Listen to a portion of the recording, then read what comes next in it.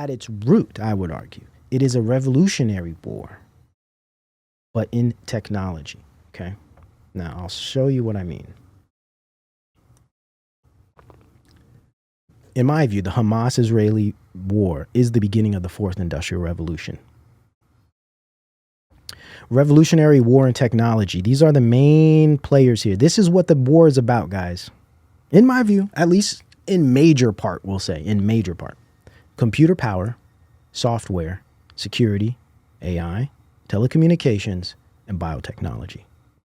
I will explain why I know right now it's like, what does this crazy religious war have to do with all of these things? Well, let's look into it. First off, let's make this clear. Geopolitics, for all of the, political people out there, those that are listening that, got your Trump flag, you got your Biden flag, because we got a diverse crowd. I got all kind of people in here right now. So I don't know what you believe, right? I can just present my perspectives. But I'm going to present what I think about geopolitics and what I think about federal government, right? So bear with me here. Geopolitics are mere consumer scripts designed to give the public rationale for political events, a worldview shaping set of narratives that give meaning to the moment, right? Meaning to the moment. Current events are no less manipulated. Let me repeat this. Current events are no less manipulated, doctored, or designed than historical ones. Let's never forget this. And these images here are just support for what I'm talking about. Okay. Let's see. The cybernetic views. Okay, so this is based in the cybernetic views deep disrespect for human free will. Human as pure information, for those that have been following the work and you remember my concept of pure information. We are slowly being transitioned to pure information, and this is through biometrics, spatial web, Web3, etc. This is a Web3 war. This war is about Web3. This war is about the internet. Some people think that sounds crazy. I know. Especially compared to what you're hearing out there on the internet. Especially what you're hearing out there on the news or on the YouTubes. This war is about the internet. Let me explain.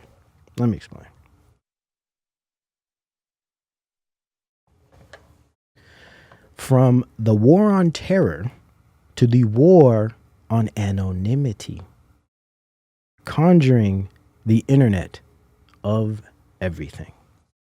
All right. Now, we can't talk about this unless we talk about past wars that have been little more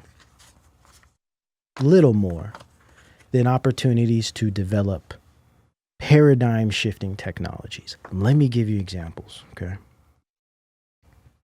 War in an information age has to do with computer processing power, telecommunications, energy, software, devices, and oil.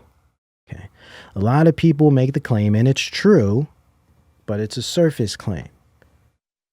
Wars are racket. Wars are banker wars. True. Yes.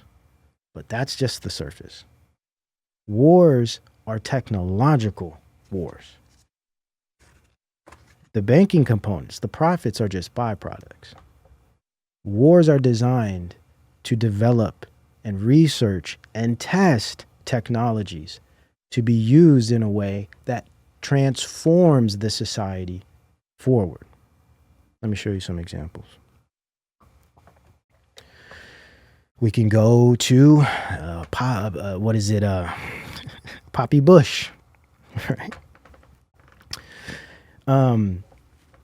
For those that remember, you might not have known, the Gulf War brought us some very important technologies. The Gulf War introduced us to GPS, as well as GIS, Geographic Information Systems. If you remember, the Gulf War was the first war that was televised, telewar. Okay, so we were introduced to live, I call it spectator warfare. We became spectators in the battle. We started to root for our country by watching pixels on screens. Remember all the little green pixels and the bombs and the videos? We never seen nothing like that before. That was by design. That prepped us for the internet. internet experiences that would come with Clinton a few years later, right? And the whole Communications Act, and the internet that Clinton and Al Gore presented to us, the information highway. The Iraqi war prepared us for this by putting us into a spectator vision where we're all tuned in to these videos, watching graphics and simulated representations of warfare, to the degree that we become detached from the victims because we're just seeing pixels. We're just seeing blurry, kind of like, I guess, pixelated imagery of things being blown up and exploding. It's fascinating to many of us that never experienced such a thing. But it also put us in the war in a way that we've never experienced before. We became part of it. It was almost interactive. And it was real time. And it was 24/7 coverage. Very similar to how this same method was used during COVID. You remember, right? That first week or two, we were getting these briefings every day. Everyone's watching the briefings of Fauci, and just this constant reminding of us, the tickers, remember on CNN or any of these channels, you see the death tolls, the constant information war, whether it be visual information through simulations of bombs, of weaponry, artillery, geographic locations, or data. How many people are dying? How many cases are there? Information warfare. These are just perfect examples of this, okay? Now, we're about to go in here, so prepare, guys. Now, also with GPS and GIS, we got which are precision guided munitions, or smart bombs, if you guys remember that. We were introduced to smart bombs, the first precision guided munitions, which were used in other ways later. And of course, telewar, the spectator warfare. Now, Clinton and Bush W, we get panopticism and big pharma, right? Opium, that whole war aspect. But then we get the Patriot Act that has to do with surveillance, hence panopticism. And of course, we get the internet, telecommunication takeoff during these guys, right? So Clinton introduced us to the internet, started making legislation through the Communications Act of, what's okay to be presented on the internet. And then what Bush brought us after about 2002 and 2003 was the rise of telecommunication technologies, services, and softwares, but also networks. This is where it all started. This was when the digital bind truly formed. And then what we got is this kind of sleepy period of 8 years through Obama that brought in a heavy cultural element. Of course, there was still warfare. There were still young people being bombed, but he was bringing in R&D for drone technology. Heavy drone technology was developed during this period, and we would also see a commercial, a consumer-based product of drones come shortly thereafter. Now everybody got drones. Okay. But also during this sleeper process or sleeper era of Obama was this new influx of progressive culture, right? We get Gerildefeld or whatever that's called with the marriage situation, right? We get the formation of BLM. So we get this heavy political / cultural aspect of conflict. But then with that, we also get social media and the integration or the normalization of devices. During Obama, the smart device became very common and more ubiquitous. These are all incremental and systemic, or should I say systematic for those that are paying attention. These, from Bush all the way to our moment now, these are all incremental technological developments that are started and used, tested, researched, and developed through military warfare, and then turn into consumer products that then become a general aspect of culture and life. Right. Now, we go into the present state where we're dealing with the Trump and Biden era. What we have been presented through this period is mRNA and facial recognition. That was specifically through Trump. But now what we have been witnessing through Biden's administration is the development of pervasive AI, which I call global sensing infrastructure, which has to do directly with Web3. Now, I know some of this might be confusing for people who aren't aware of all these things. Maybe you're new to the channel. Web3 is the next stage of the internet. They are working very hard right now to have this Web3 internet up and running by 2030. It's not that's not far away. It is my belief that this war is the catalyst for the development, the needed pervasive AI and blockchain networking technology that will be the foundation for Web3.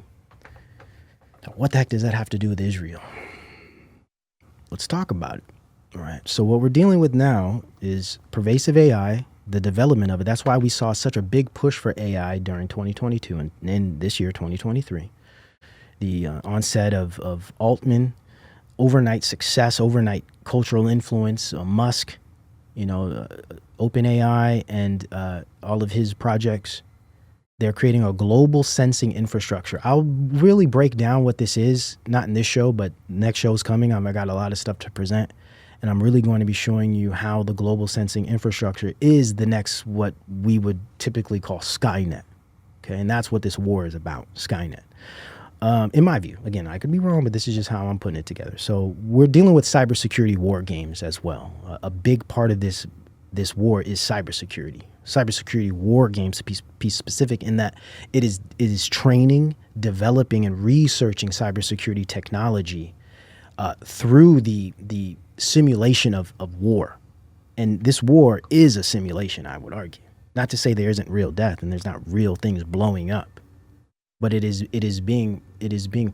a process that's being created step by step, and they've been working on this for a very long time. It just popped up on us quicker than we had imagined. Now, I have my concept of pure information, human as pure information, post-human culture where we're moving, right? But I want to first touch on this idea of pure war by Paul Virilio. For those that are familiar, been around a while, we've spent quite a bit of time referencing Paul Virilio's works, Pure War, Speed in Politics, his concept of velocity that I constantly borrow, as well as administration of war, of fear, right? But in his work, Pure War, he comes up with this concept that I think is brilliant, and it fits the moment, okay? It fits the moment. Now, pure war is the invisible war that the misuse of technology is waging against humanity. Pure war is not just a physical conflict, but a psychological condition that results when people know that they live in a world where the possibility for absolute destruction is ever present. In pure war cultures, the notion of peace is itself a defensive fantasy, and pure war obliterates the distinction between soldier and citizen, friend and foe. Stability is shattered in pure war, and the fear of breakdown becomes a reality. A constant state of insecurity, disaffection, and anxiety results as a general experience for the population. A general state of anomie is the outcome, a type of pure chaos. Now, I believe we're definitely in a culture of pure war. No one's surprised when a war breaks off because we're always in some next stage of war. That's being in a pure war environment. And in this pure war environment, people are insecure, anxious, not sure where to turn, willing to comply. That's by design as well, in my view. And it's kind of just like an outcome, I think, a psychological and cultural outcome of just consecutive warfare.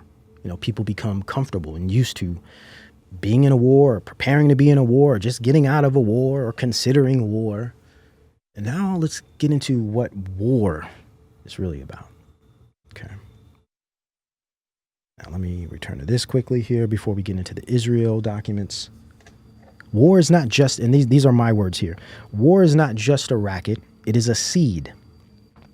A cultivation effort that exploits false pretense for its ambitions. It does not simply plant figures in accounts or bombs and bones in the ground. It plants ideas and new technologies that shift existential paradigms forever. War essentially harvests exponential technological change. The managers of technology as such, therefore, are the managers of warfare. When crisis is a catalyst for rapid growth, crisis becomes a fundamental tool of the political. No crisis is greater than war. In my view, pure war is a socio-psychological and political existential condition of incremental warfare management in pursuit of technological dominance. Profits are simply a byproduct. The people are merely the flattened sentiment upon which, the people are merely the flattened sediment upon which technology is built. Okay, so my point is, war is about developing technology at the expense of human life, human dignity, and human progress. War is more than just a racket. It is an opportunity to seize the most state-of-the-art technology such that those who seize it become dominant over the earth, kings of the earth. Their goal is to develop certain technologies that give them full spectrum dominance. Warfare is the number one and easiest way, in a sense, to develop this in a way that causes urgency, creates speed and velocity. That's where we're at, in my view, okay? Now, I'm going to show you plenty of examples here as far as Israel is concerned, okay? Okay, we got those. All right, we went through those. Now, check this out. War is not just a racket, it is a seed. Okay, I read that. Let me come here. This is important. The state of pure war justifies and necessitates the systematic declaration of warfare.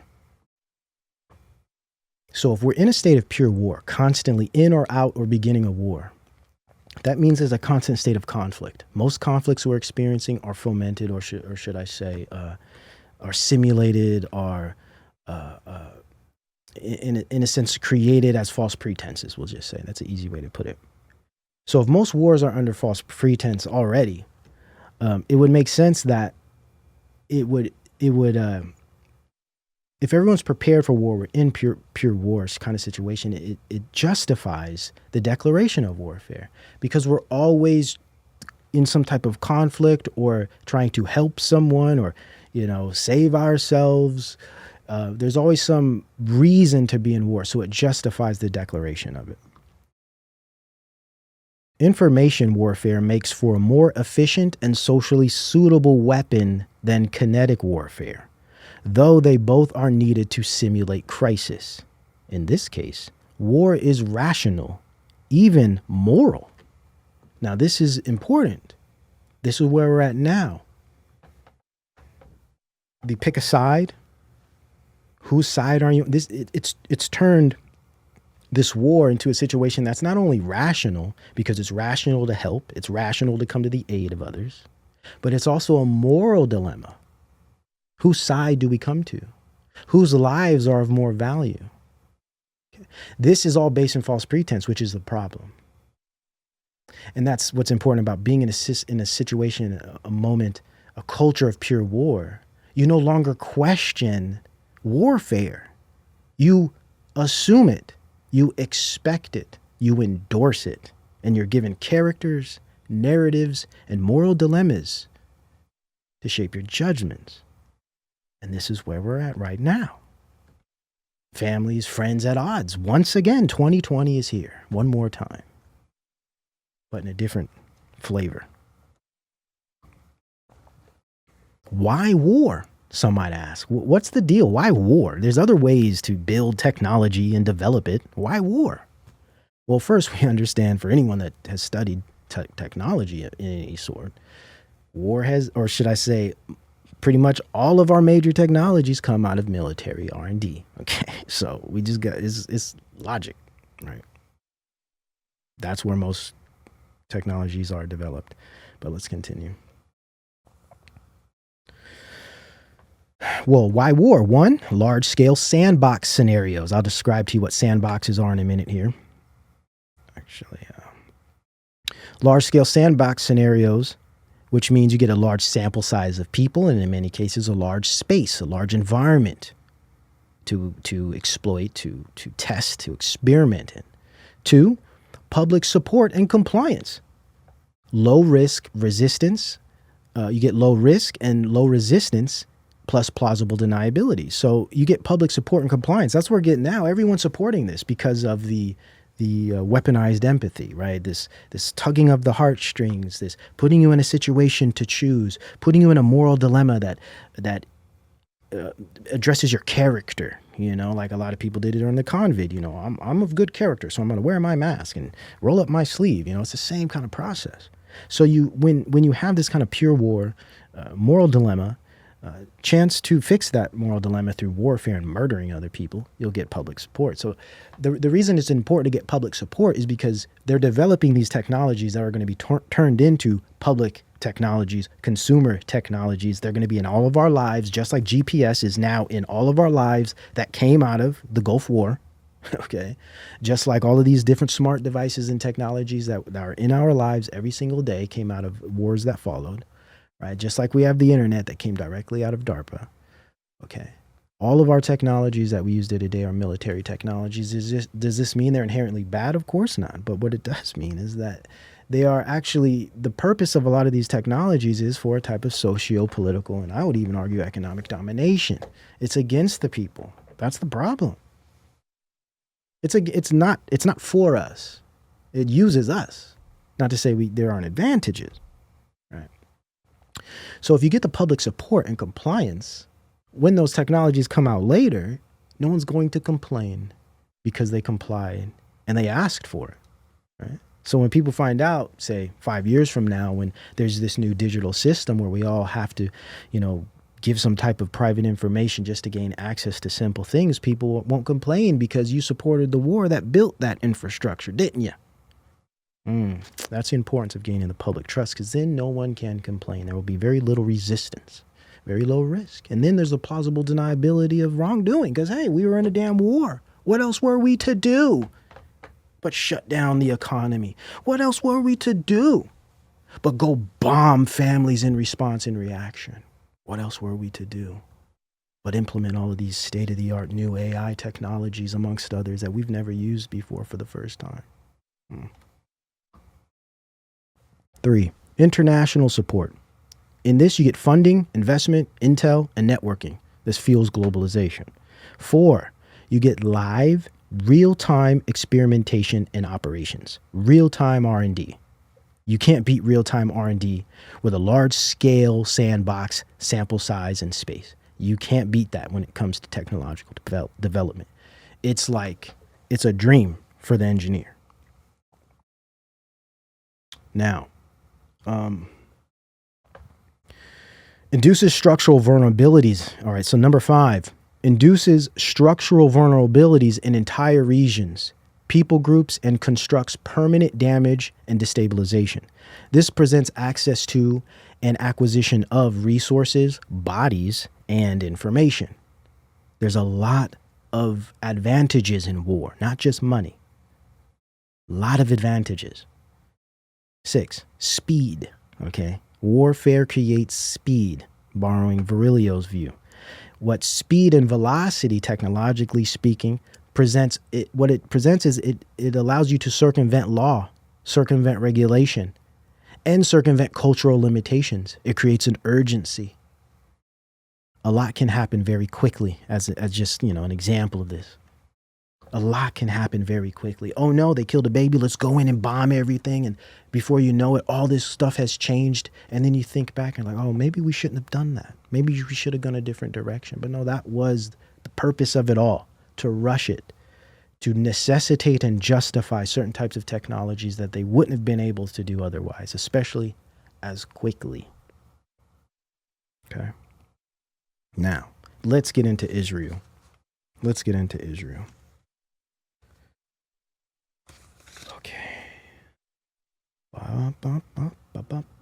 All right, now, I'm not sure if you guys are familiar with this concept. Did you guys know that Israel is known as the startup nation? We got a lot of people here. Who knew that? I know some of you have.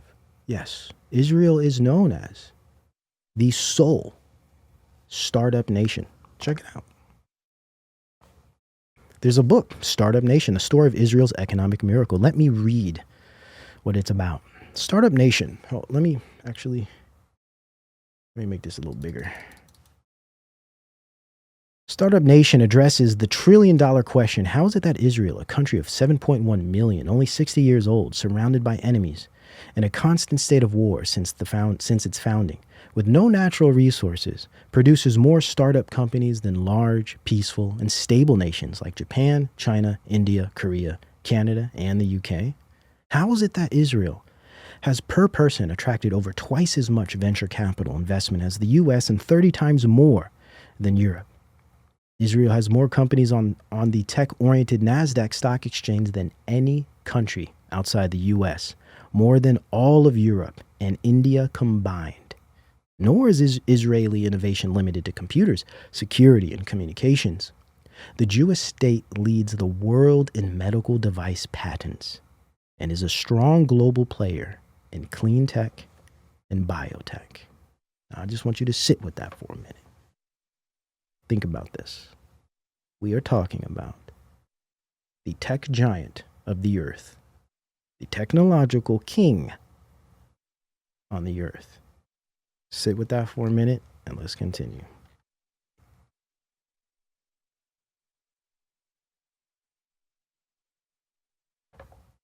How did this happen? How did it happen?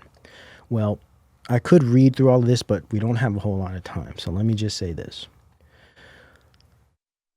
Investment. So actually, I'm going to just read it, man. Let's just get into this, because you guys need this info. It just helps perspective, you know, it gives you a little more depth of understanding. Israel's sizable defense budget, however, did lay the groundwork for a successful research and innovation-based economy. It fostered the growth pool of highly trained researchers, creating the basis for a deeper national research and development R&D base. Specifically, it allowed for R&D spending to increase from 2.5% of GDP in 1996 to 5% in 2022, the highest percentage in the world. Is this making sense to you guys? Are you realizing that this region on Earth is the hub of technological development, innovation, right? But also international global networking? This region brings together the Earth under the umbrella of technological development. Pay attention. Importantly, it has always supported Israel's efforts to become a startup state. According to Gil, I'm not going to pronounce that, Israel's industrial policy can be divided into three phases. Phase one saw an initial effort in the 1970s and 80s. Okay, you don't need all this history.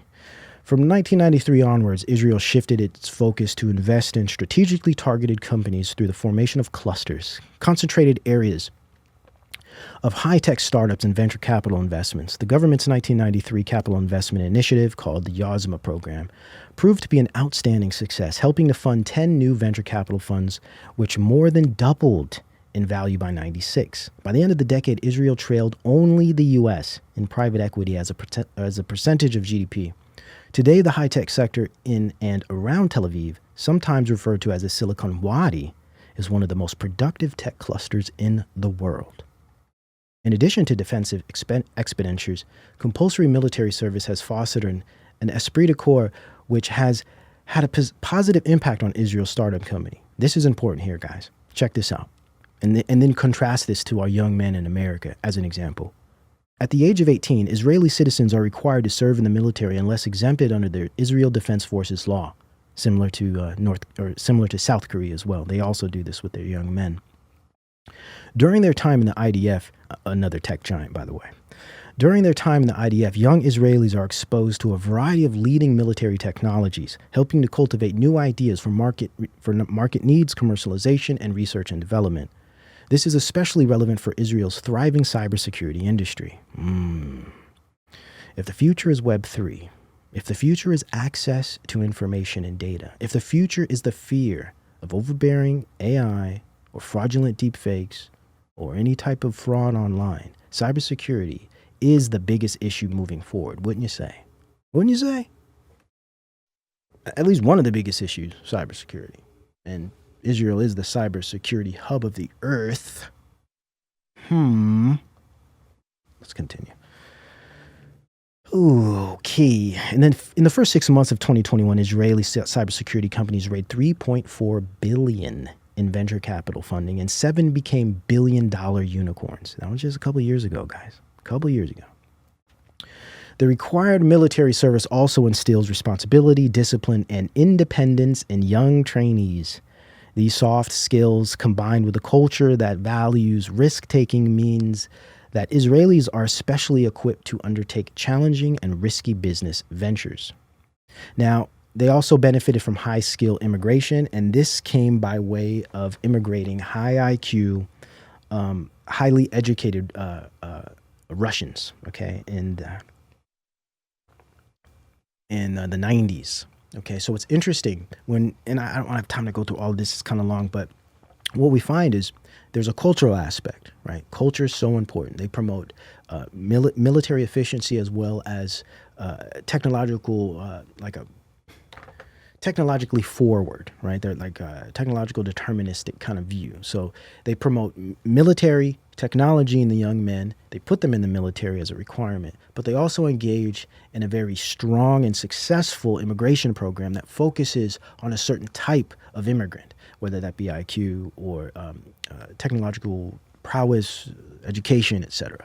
Very, very interesting, especially when we consider the type of immigration happening in other countries. I guess if we think of the term quality might come into play there, right? Quality of immigrants. Fascinating. Let's continue.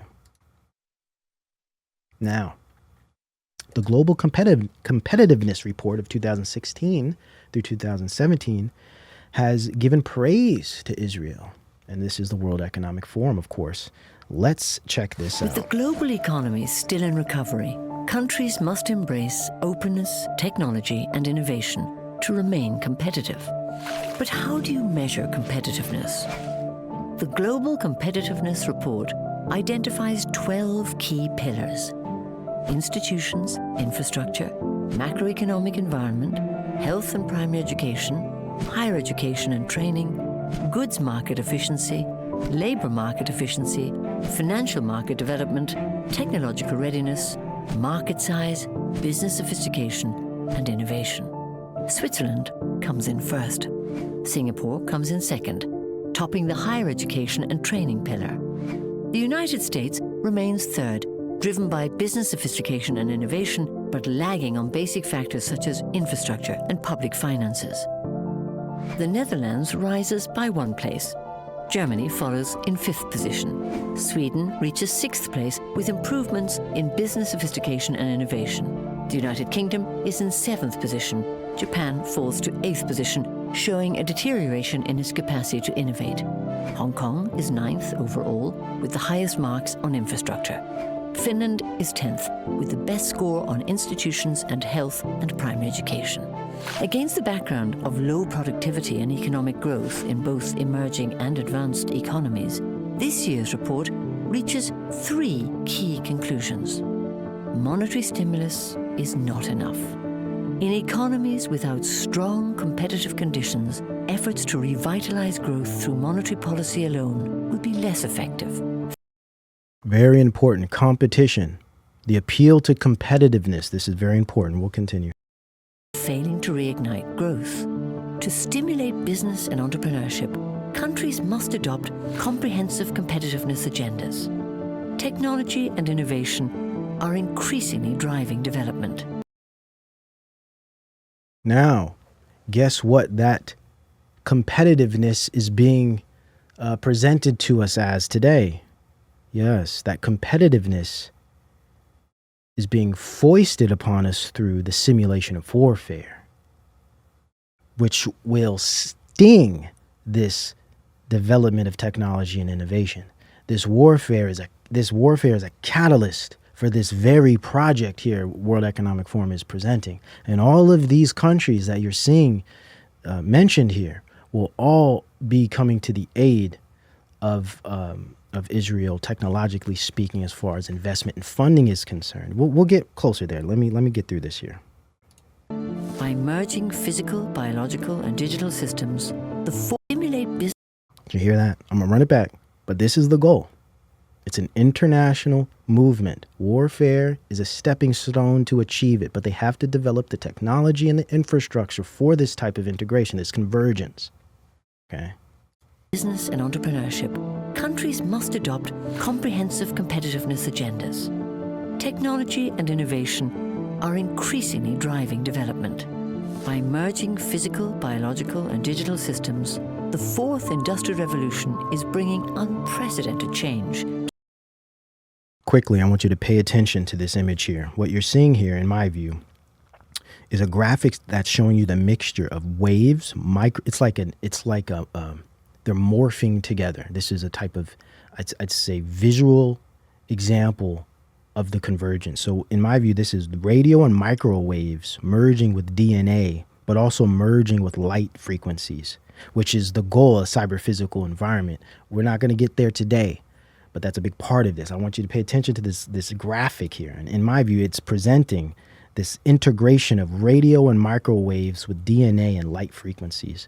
And this is a type of subliminal messaging, because most people watching this will have no idea what those graphics actually mean. Check this out. The revolution is bringing unprecedented change. Look at that. Look at this. To the nature of work and productivity. Fascinating. In this context, the Global Competitiveness Report shows that technology and innovation are playing an increasingly important role relative to other factors in driving competitiveness and growth. See the imagery? Declining openness They're telling us is everything. putting future growth Showing and it to us. prosperity at risk. Openness to trade and foreign investment. Openness, another key point. So there's competitiveness and openness. And there's also going to be this concept of protectionism, right? We need to protect other countries from these countries that don't want to get on board, that aren't open, that aren't willing to capitulate, that aren't willing to comply to this integration. And guess who's not willing to comply? Iran, right? Other parts of the Middle East. Egypt, as an example, not necessarily on board with all of this stuff. Interesting. Do you remember the Netanyahu clip I showed you earlier? What he was talking about? We need to invade these countries because they don't want to live the way we want to live. They don't want to be part of this integrated spatial web that's coming. They want to be set apart. They want to be nationalists. They want to have their own thing. This is what it's always been about, conquering and destroying other lands and peoples to integrate your technologies into their systems such that they become literally the law. The law. That's where we're at, man. So let's continue this. Generates incentives for businesses to innovate. To safeguard these environments against the rise of protectionism, inclusive growth strategies are a top priority. We hope that the global competitiveness... Growth strategies are a top priority. War is about growth and development of technology. That isn't... See, people think, oh, it's not... They just don't really make technology. No, technology changes reality. Technology changes existence. It changes industries, institutions, economies, life. Life. This report will serve as a tool for policymakers, businesses, and... Declining openness is putting future growth and prosperity at risk. Openness to trade and foreign investment generates incentives for businesses to innovate. To safeguard these environments against the rise of protectionism, inclusive growth strategies are a top priority.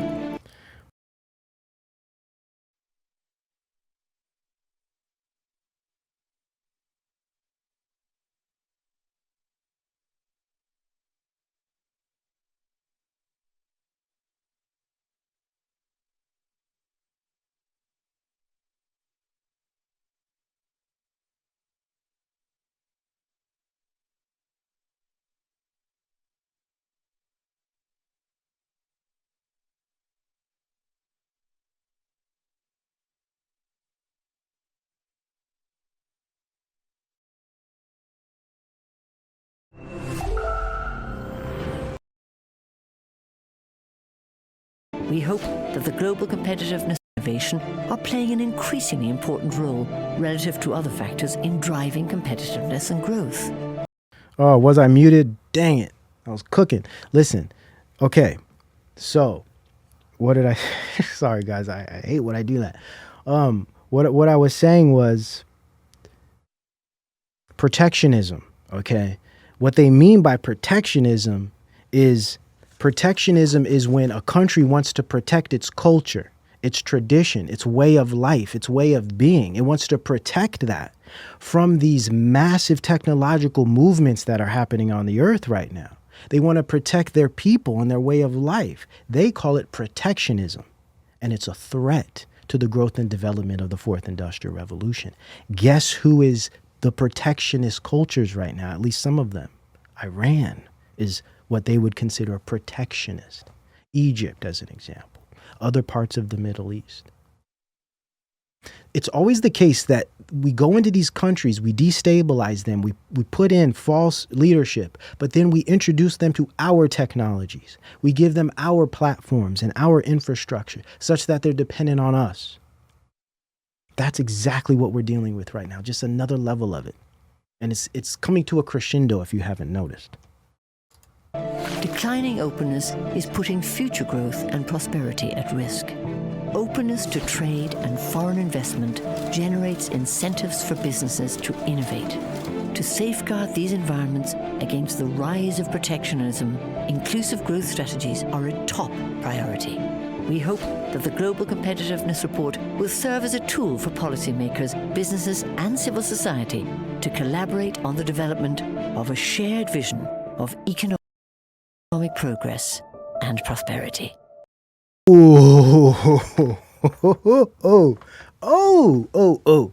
A shared vision of economic progress and prosperity. According to who?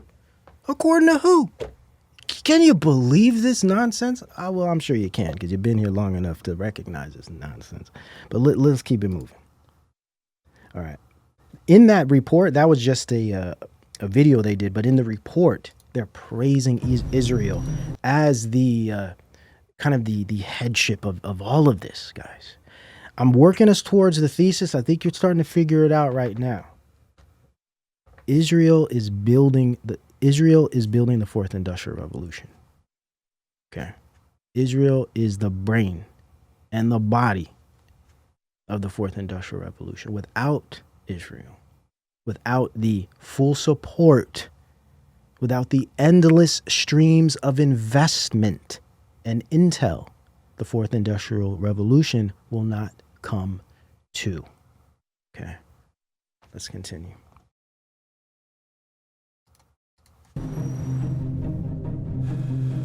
The fourth industrial revolution, it's a fusion of the physical, the digital, and the biological world. It's changing not only what we are doing, it's changing who we are. It's really the notion of digital technology pervasively impacting every walk of life in every vertical industry on all parts of the globe. Whether it's information technology and the acceleration we see in artificial intelligence, a lot is happening. Society and how we're going to live is being defined right now. The speed is mind-boggling. What I'm particularly concerned about is how little the world is prepared.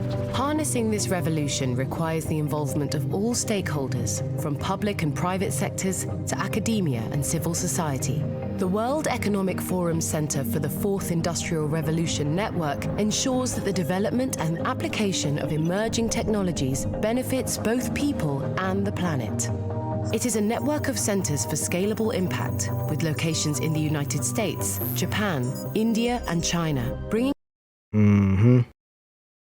together stakeholders to identify the impacts of these technologies, co-design innovative governance protocols and policy frameworks, and pilot them with partners around the world.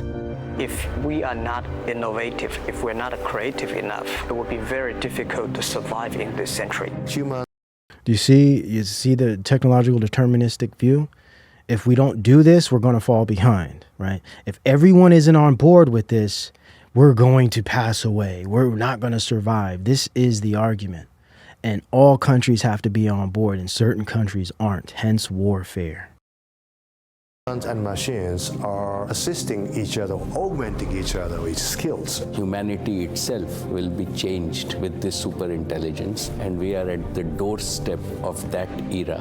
The technologies available today will impact and change healthcare forever. 52% of the encounters with our primary care physicians were handled virtually. Just a massive change. The network will work closely to share research, analysis, and learning.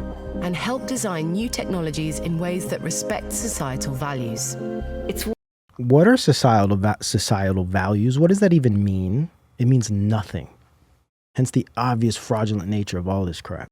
Where innovation is happening about how we guide this revolution. We can solve many social issues through the digital technologies. My hope is that we have a robust discussion for how this can truly help our world solve some of the hard-pressed challenges that we have today. Together, we can shape a future that truly benefits and empowers people. The world has changed. We can never, ever go back to yesterday. Yes. Hence the importance of resistance, of being aware of these things, knowing what's coming ahead of time, being able to safeguard young ones from some of these developments, being able to safeguard families and communities, businesses, industries from some of this crap. We can't go back, as he said. He's right. Just like we can't go back to pre-COVID scenario or pre-COVID environments. We can't. What's done is done. Think about how much people have changed since just a few years ago. Can't go back. We're being introduced to a next stage of this transition, and this war is a major, major catalyst. Okay? Major catalyst. Okay, let me read a couple things here. All right, let me read this here. So, startup nation, okay? Israel is the tech hub of the world and will dictate the future of AI, social telecommunications, and biotechnology, okay? Just based on my research, seeing who is at the forefront of a lot of these developments, especially as far as innovation and networking is concerned. Networking is important. Israel's a hub. It's an international hub. That's what's so important about this. And I don't think enough people realize this, technologically speaking. I'm not talking about politics. All right, because politics don't run the world. People may think it does. Technology does. Politics are just a driver. Now, war as a primary competitiveness agenda, as they stated in there, we need to promote this idea of competition. We know how that works in capitalism. Competition is good for the consumer, they say, but not when you're building digital prisons, right? So what the war does is it applies pressure. It allows countries to seize control over environments like Palestine, for instance. Palestine is now a petri dish. The Palestinian people and their locations and regions are being used to test military-level technologies that will be consumer-based soon. That's what's happening right now. And I have some evidence for it. I'll show you in a minute here. So what this war is, it's applying pressure to this competitiveness, to this development and innovation. It's, in a sense, forcing these certain groups and institutions to create these technologies quicker. And they also have a lab to test them in, right? Live R&D. It seizes control of populations, but it also accelerates the process. What we're dealing with here now is speed. This is the perfect example of the Virilio's speed idea, in that everything's moving so fast now. Just wait till you see the AI technology that Israel is going to be using over the next few weeks. It's mind-blowing. I'm going to show you some stuff here in a second. The problem is this technology is going to be integrated and applied to the internet and consumer-based networks. They're going to be using this technology on us, man. Or at least they're going to be introducing it to our consumer world. And eventually, create Web 3. This is all about Web 3. This is World War Web 3. I'm saying it now. Years later, when this comes to be, you'll remember where you heard it. This is a World War Web 3, not World War 3. That's just the ruse. That's the rumor of wars. This is World War Web 3. In my view, okay. Now, they had mentioned, I think war is a driver, right? War is the driver behind competitiveness and growth and transition, because we're transitioning into this new fourth industrial revolution. So war is just speeding up the process. driving it. This idea of openness they want, as the World Economic Forum had mentioned there, we need openness to innovation and et cetera. What this really is compliance and assimilation. They want every country to assimilate to this type of new technocratic future they're preparing, right? So that's what they mean by openness. You know, it's just like with a hyper-progressive view of, you know, being inclusive, right? Isn't it fascinating how it's inclusive to a fault, right? You don't include the Christians as an example, right? It's because it's illogical and it's inconsistent, but this is similar. Openness. Yeah, how open are you? Protectionism, I had mentioned what that is, and shared vision of progress and prosperity. Fascinating, right?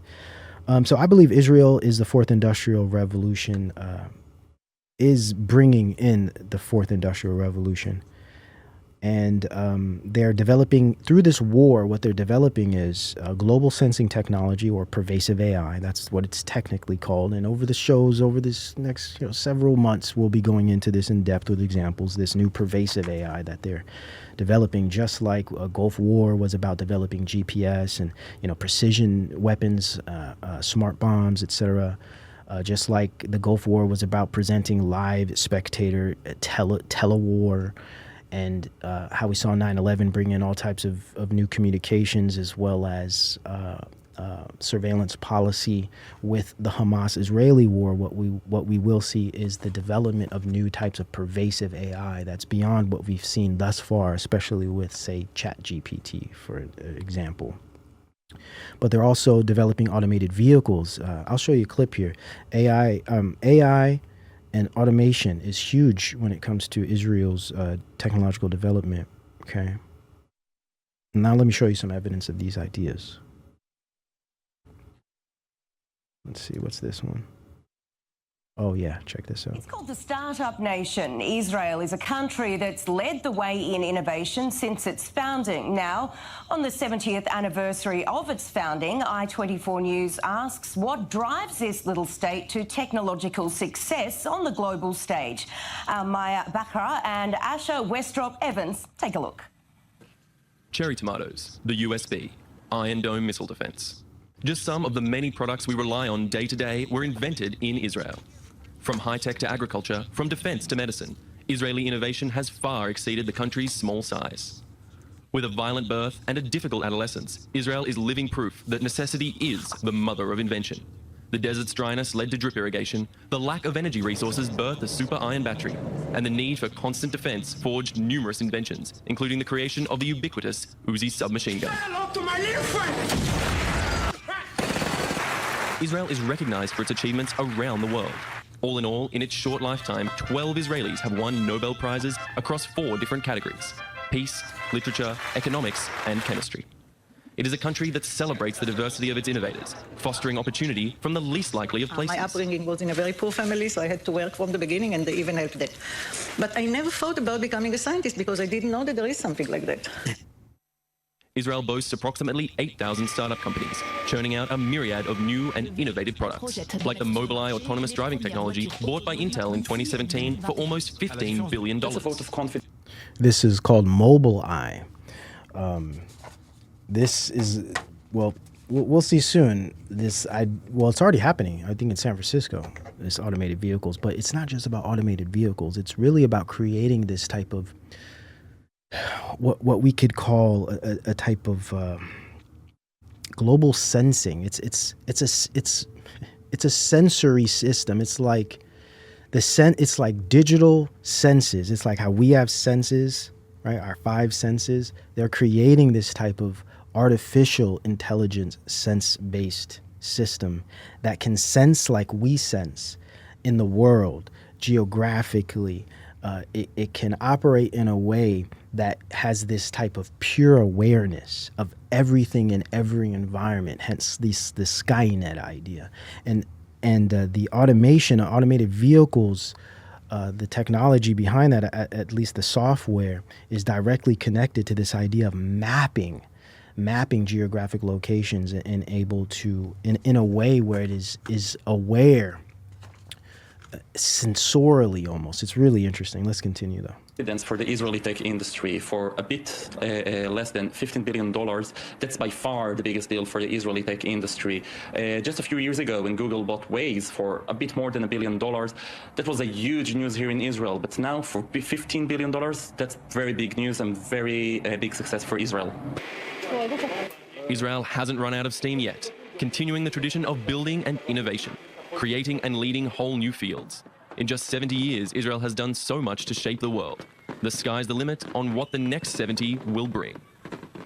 Now, joining me in the studio is Asher Westrop-Evans. Asher, we got a taste of Israel's innovative history, but what drives Israel's technological pursuits today? So, Sarah, the big driver that comes to Israel still derives from the state and primarily from the army. The army has some incredible technological and innovative units that really drive and develop and educate some incredible young people in this country that then go on to create fantastic startups, big growth industries, and work in some of the top tech and high-tech and innovative industries in the country. You know, you see people from units like the famous 8200 unit that have become incredible programmers, incredible developers. They go on to work for companies such as Google, Facebook, whatever, and then often start their own businesses. And that's what really drives this mass innovation that's seen Israel become a country with 8,000 startups inside this tiny little country of 8 million people, the most startups per capita of any country in the world. And Asher, what does the future of Israel's startup industry look like? Where's it headed? Well, look, into the future, the automotive motor industry has really opened up. As Netanyahu, Prime Minister Benjamin Netanyahu likes to proudly say, Israel finally has an automotive industry. This automotive tech industry really looks like it's going to grow and develop.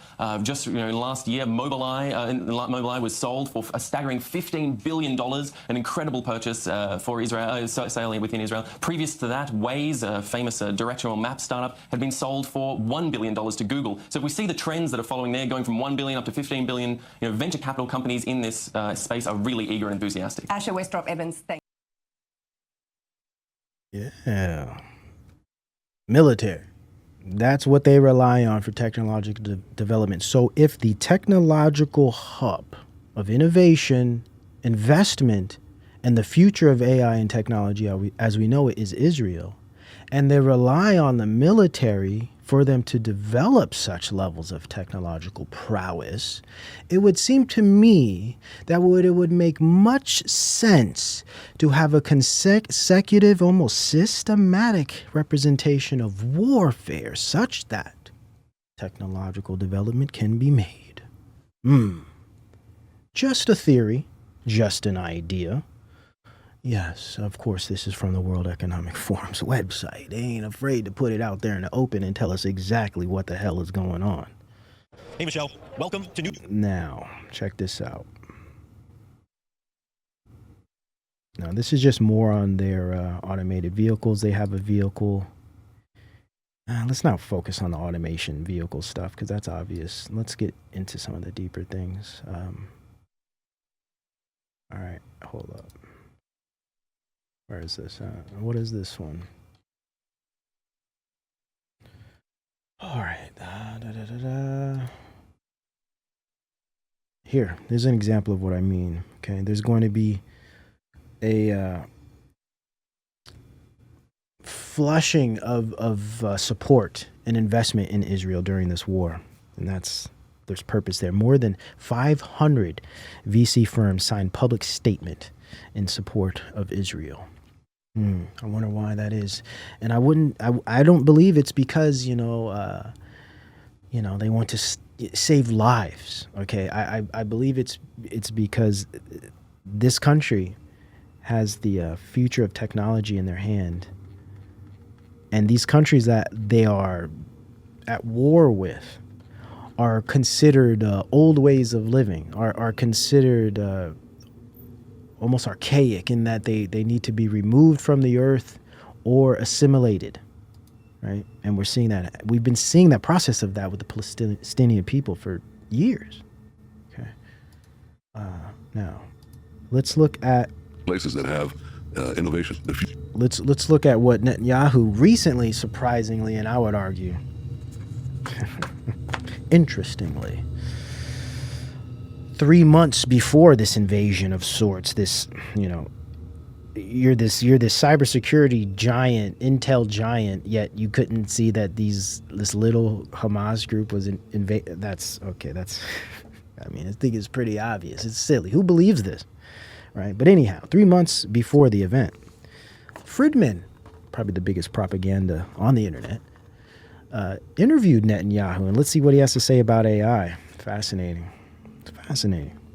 Future belongs to those who innovate. Israel is the preeminent innovation nation. It has few competitors. And if we would say, all right, where do you have this close cross-disciplinary fermentation of various skills and areas, I would say it's in Israel. And I'll tell you why. We used to be just telecoms because people went out of the military intelligence, RNSA. But that's been now broad-based. So you find it in medicine, you find it in biology, you find it in agri-tech, you find it everywhere. Everything is becoming technologized. And in Israel, everybody is dealing in everything. And that's a potent reservoir of talent. That Everyone is dealing with everything. Yes, interdisciplinary technocratic future. The hub, the engine, Israel. The world is not going to pass up, and in fact, it's coming to us. We just had NVIDIA coming here, and they decided to build a supercomputer in Israel. Wonder why? We've had Intel coming here and deciding now to invest $25 billion just now. Just now, 3 months before you've been invaded. Interesting. Just saying. A new plant in Israel. I wonder why. I don't wonder why. They know why. Because the talent is here and the freedom is here. Then it'll remain so. So you had a conversation about AI with Sam Altman of OpenAI and with Elon Musk. Yeah. What was the content of that conversation? What's your vision for sort of this very highest of tech, which is artificial intelligence? Well, first of all, I have a high regard for the people I talk to, okay? And I understand that they understand things I don't understand, and I don't pretend to understand everything, but I do understand one thing. I understand that AI is developing at a geometric rate. And mostly in political life and in life in general, people don't have an intuitive grasp of geometric growth. You understand things basically in linear. Be careful with this clip because, this is like one of the machine's people here. And they're going to pull this, and we can't allow that, or at least let's hope they don't pull this, because this is important information. And I highly doubt, and I'm not tooting my own horn here, but I highly doubt you'll get this info from anybody else. So I really hope, let's pray that this stays up. But another point here that he's somewhat alluding to is that Israel is the future of AI, or should we say the future AI will come out of Israeli innovation and engineering with the help of course, Japan and China and other countries. But we have to remember the nucleus of the fourth industrial revolution. You already know. Increments.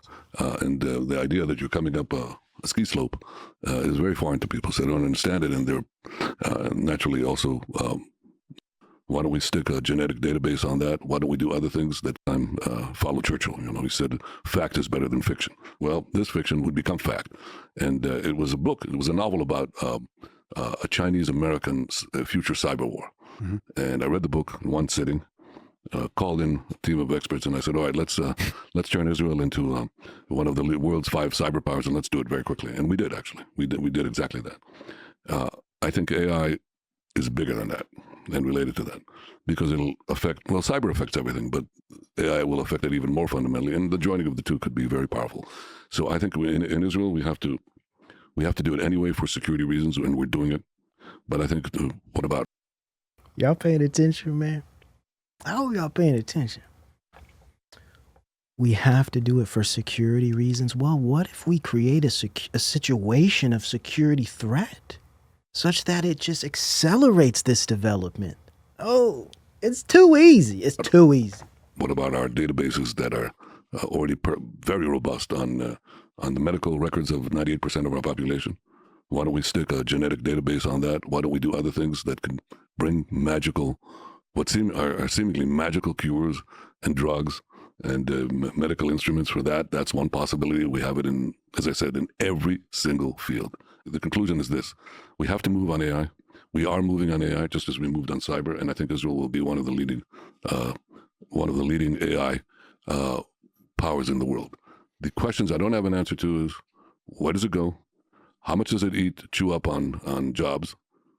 There's an assumption that I'm not sure is true, that the 2 big previous revolutions in the human condition, namely the agricultural revolution and the industrial revolution, definitely produced more jobs than they consumed. Okay, that is Designer fallacy, anybody? Naive optimism of the engineer, anybody? Y'all know.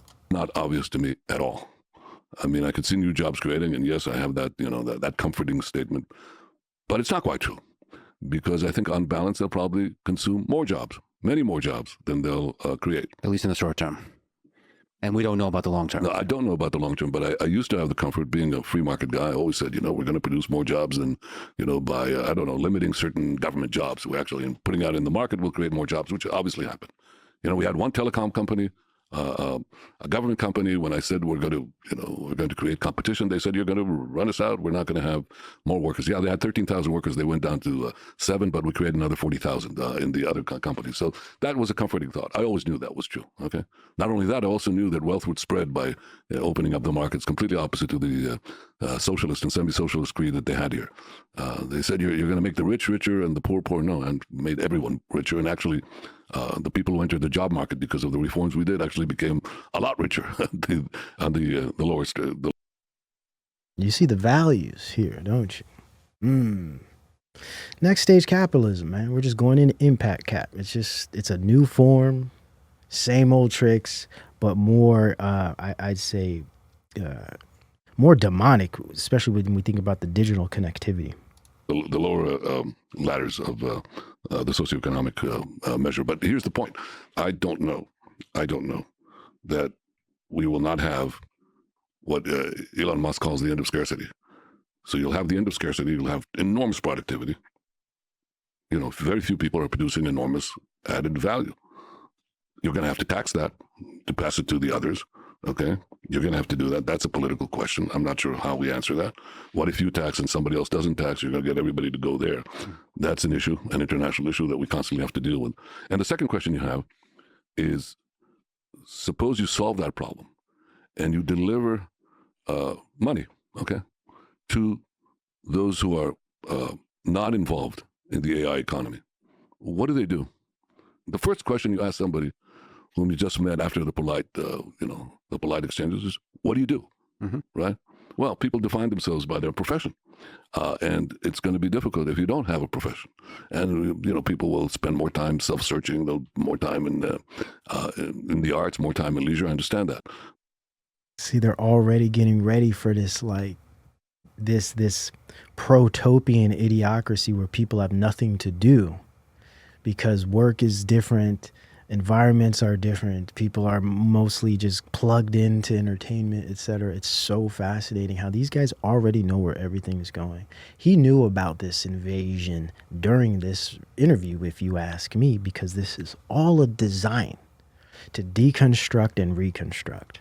If I have to bet, it will annihilate many more jobs than it will create, and it will force a structural change in our economics, in our economic models, and in our politics. And I'm not sure where it's going to go. And that's something we have to respond to at the nation level and just as a human civilization. Both the threat of AI to just us as a human species and then the effect on the jobs and, like you said, cybersecurity. And what do you think? You think we're going to lose control? No. First of all, I do believe, maybe naively, that it will create more jobs than it takes. Write that down and we'll check it. It's on record. And we don't say we'll check it after our lifetime. No, we'll see it in a few years. We'll see it in a few years. Oh. I'm really concerned about cybersecurity and the nature of how that changes with the power of AI. And in terms of existential threats, I think there will be so much threats that aren't existential along the way that's the thing I'm mostly concerned about versus AI taking complete control and becoming sort of superseding the human species. Although that is something you should consider seriously because of the exponential growth of its capability. It's exactly the exponential growth which we understand is before us, but we don't really, it's very hard to project forward. To really understand. That's right. Exactly right. And the fact that it's so difficult to project forward and predict, you create. If you can't project forward the future, if you can't even imagine the future, create it, design it. Let's continue. Now, let's go back a little bit. Let's put the fork in it. Let's put the fork in it. Let's go back. Let's go back to 2015 for those that remember. Evidence and proof. Gaza, a testing ground for Israeli military technology. This is the MiddleEastEye.net. Commercial considerations of the arms industry play a key role in Israel's policies towards the Gaza Strip. Israel may be a relatively small state, but it is the largest per capita weapons exporter in the world. The Israeli arms companies have the advantage in marketing the products around the world because they can claim that their products have been tested in actual combat. A sales point, if you will. Senior officers of Israeli army often pursue... Actually, let me make it a little bigger for you guys on the phones. Senior officers of Israeli army often pursue a second career in the arms industry after retiring from service. And as soldiers, they already have the opportunity to perform valuable services to their future employers.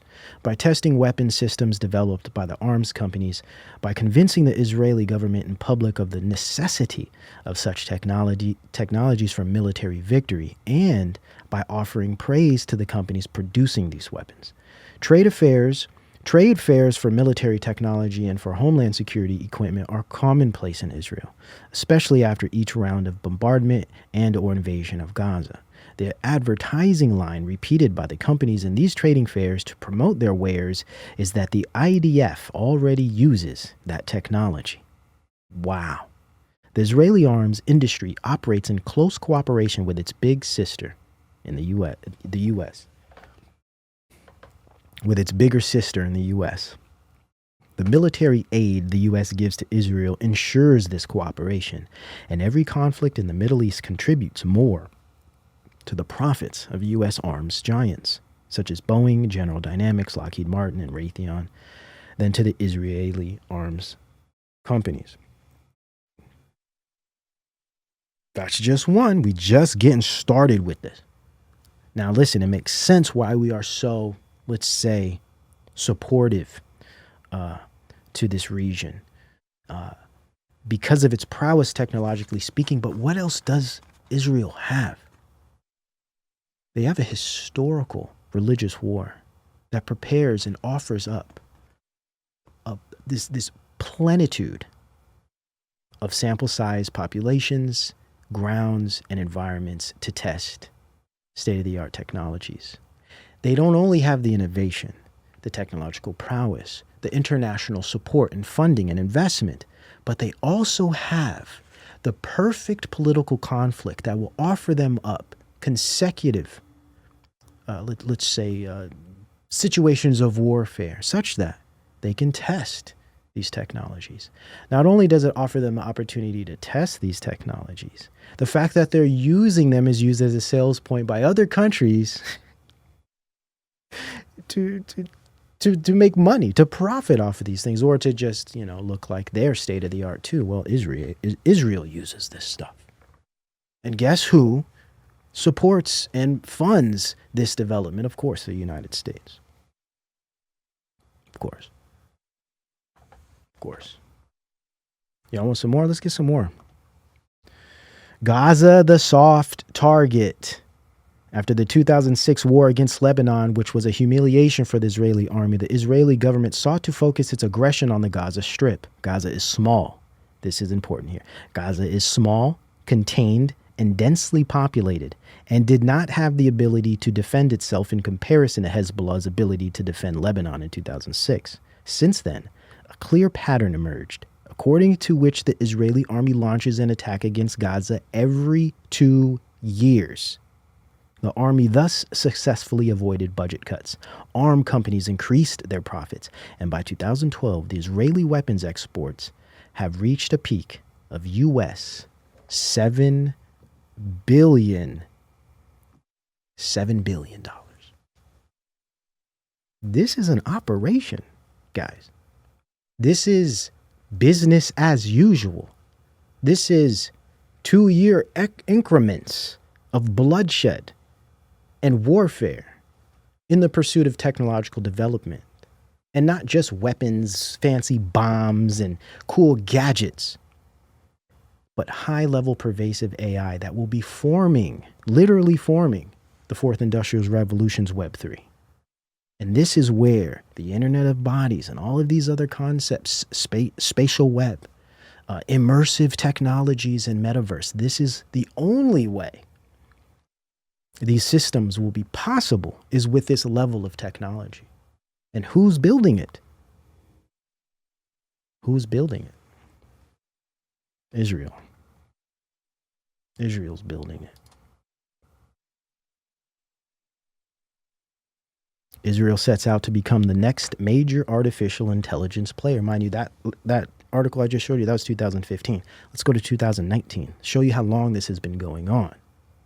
Showing you how focused the Israeli military has been on AI development.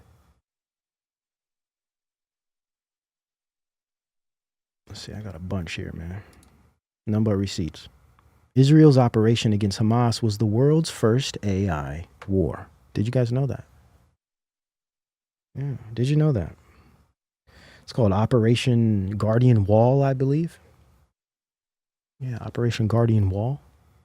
2000, what was it, 6? If I got that right. The first AI war, just like the Gulf War, was the first telewar, telepresence. It was the first information war, the Gulf War, using GPS and GIS. The Hamas-Israeli war, the previous one, was the first AI war. What do you think this one is? It's the next developmental installment. It's the follow-up. It's the updating of technology, of software. I mean, I had to laugh because this is serious. It just, you can't help it sometimes. It's just so crazy, all of this. And all the lies, all the deception. Look out in the streets, man. Look on the internet, social media. People are flipping their wigs. And this is all designed. It's all designed, man. It's like, yeah, Jade Helm. There we go, Joshua. You already know. That was a big part of this as well. For the first time, artificial intelligence was a key component and power multiplier in the fight in fighting the enemy, an IDF Intelligence Corps senior officer said. This is a first of its kind campaign for the IDF. We implemented new methods of operation and used technological developments that were a force multiplier for the entire IDF. All right, keep moving. The road to AI IDF. This is 2021. A visit to the forefront of the IDF's data-driven digital revolution. It's all there, man. It's just all there. Do you think anything is going to happen to this country? If this is the case, if all of these things are the case, technologically speaking, fourth industrial revolution regarding, do you think anything is going to happen to this country? But pure support, pure funding, money thrown, bodies thrown, intel, data. Of course. Who else is going to bring this? Oh, Jamila, good to see you. I'd love to get that info. I'd love it. Please send it to me. Yeah, the propaganda is thick, says Byron. Yeah, spot on, man. In May, the IDF called Operation Guardian of the Walls the first AI war, having relied heavily on machine learning to gather targets belonging to Hamas and Palestinian Islamic Jihad and strike them. While the Israeli military relied on what was already on the civilian market and adapted it for military purpose, in the years before the fighting, the IDF established an advanced AI technological platform that centralized all data on terrorist groups in the Strip on one platform that enabled the analysis and extraction of the intelligence. For the first time, a multidisciplinary center was created that produces hundreds of targets relevant to the development in the fighting, allowing the military to continue to fight as long as it needs to be more and more new targets. While the IDF had gathered thousands of targets in the densely populated coastal enclave over the past 2 years, hundreds were gathered in real time thanks to a program developed by soldiers in Unit 8200. This is an important, Unit 82100 is very important, who pioneered algorithms and code. Troops from Marjam's unit were sent to Gaza Division to help soldiers and commanders understand all the data they had been given. The military believes that using AI helps shorten the length of the fighting efficiency, having been effective and quick in gathering targets using supercognition. Supercognition, this is this concept of sensing, this like AI sensory data that is going to allow them the ability to create these types of immersive environments, because the AI will be able to understand all representations of the environment that can feed different senses, right? That makes things seem immersive or real. Just like we saw different DARPA technologies turn into consumer internet technologies, we're seeing a similar thing here. And in the North, using innovative intelligence and advanced technology, the IDF's target bank in the Northern Command is 20 times larger than the target bank in the military had in 2006, with thousands of targets ready to be attacked, including headquarters, strategic assets, and weapons and storehouses. In addition to AI being used to gather intelligence and targets, the IDF is also using more robotic platforms and drones along its borders. We want our borders to be smart and deadly instead of putting troops at risk. We can deploy a semi-autonomous vehicle with sensors and cameras to do the same job. So what we're dealing with here is similar to these loss intervention, facial recognition to enter stores to safeguard people from security threats. We want to protect our soldiers, and we want to make war efficient, smart, and deadly, all under the same kind of belief system. Israel to invest heavily. This is recently. This was October 9th. Okay, I'm showing you the incremental development of this from 2015, 2019, 2021, and now 2023. Israel to invest heavily in military tech, AI, tech businesses to see major disruptions. Israel's tech sector is going to see a massive paradigm shift. That's timely. That's interesting. On the heels of a recent introduction to AI, ChatGPT, OpenAI as an example. Fascinating timing, isn't it? To see and then we think of urgency of emergency. We think of acceleration, right? We think of speed and growth and velocity. It would make sense that a perfect technological development war would come the same year AI was introduced globally, or let's just say at a consumer-based level. Israel's tech sector is going to see a massive paradigm shift in the days to come if the investor sentiment is anything to go by. Experts believe that the recent attack and infiltration by Hamas will lead to major investments in military tech and AI. For those that can't see it, man. There it is. Man.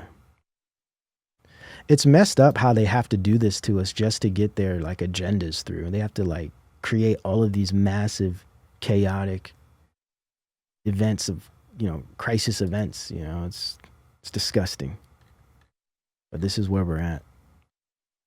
How data and AI drove the IDF operation in Gaza. This is 2021. The latest campaign saw the military and the Shin Bet cooperating in new state-of-the-art methods to hit and destroy high-level targets with great precision, something that defense officials say could be used in a war with Hezbollah or even against Iran.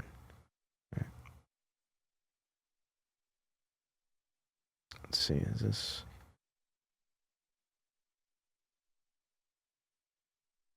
Yeah, okay, that's just more of the same. Just showing the evidence that this has been a big part of Israeli military development and actions. This constant step forward towards technology. As you can see, there's all these wars, all these fightings, and it's all about technology. It's nothing's coming of this stuff as far as political or cultural or any type of change. It's always just death, and then they move on, and then more death. But see, all of this death and war and conflict, though it doesn't seem like it's achieving anything on the surface, or at least socially or politically, it's definitely achieving quite a bit technologically.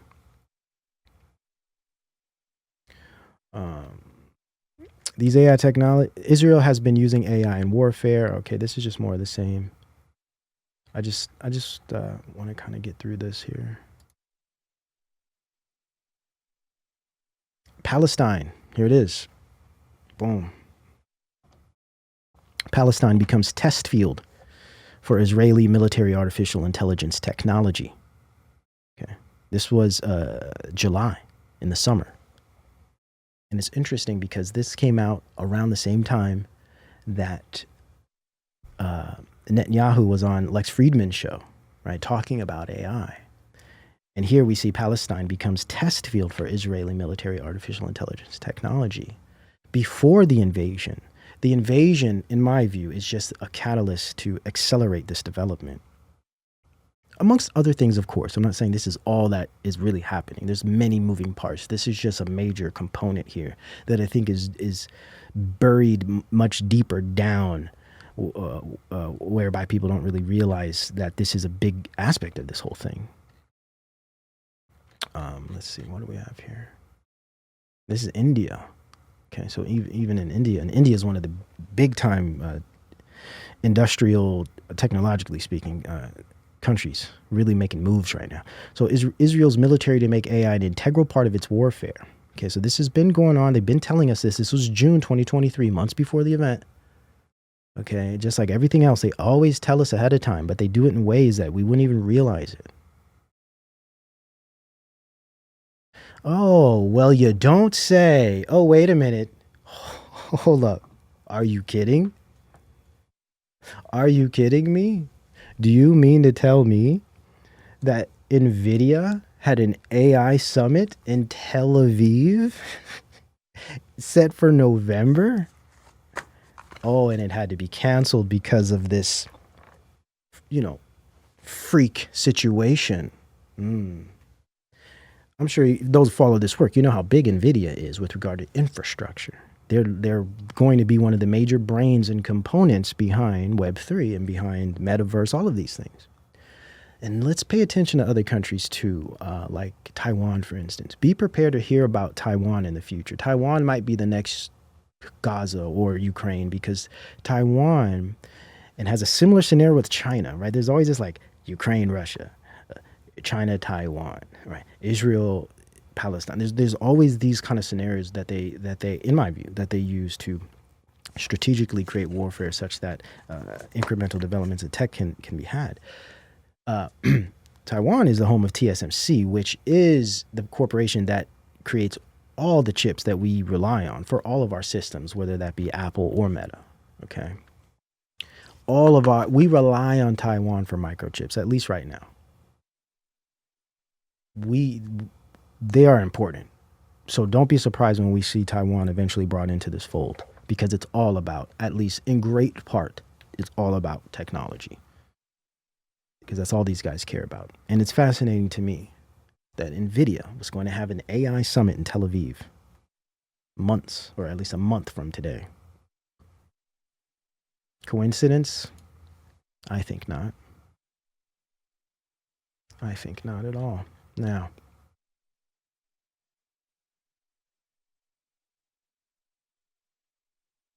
let's see here. Ooh, I kept you guys way too long, and I am so late. I got somewhere I gotta be, so I'm sorry. It's just too much going on. Now, let me show you another technology that I personally believe they will be using during this war as a type of live operation and experiment, live R&D, real time, real world R&D. Now, this is a different type of technology. Not only are they building the AI that's going to form networks for like this type of global sensory base, right, where they can have immersive experiences and have everything interconnected for Web3. They're also working on types of technologies that can, in a sense, digitize and sense the physical realm. Especially for those of us that say when that time comes, if that time comes, you know, we want to avoid some of this stuff. Or let's just say there's a situation where you're trying to hide. There will be no hiding. That's why we got to just, you know, get right with God, because we don't know what's coming. But I'm telling you, they're working on full spectrum dominance technology. And one, as an example, that coming straight out of Israel and being practiced with, used, experimented right now in this war, so-called, is the Xaver 1000. Check it out.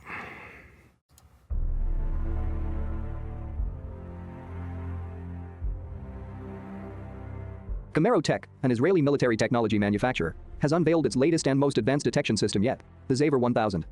This system enables soldiers to gain a tactical advantage by detecting objects, as well as individuals, behind solid walls. The Xaver 1000 was showcased at the Eurosatory 2022 exhibition in Paris, where it was met with significant interest and positive feedback.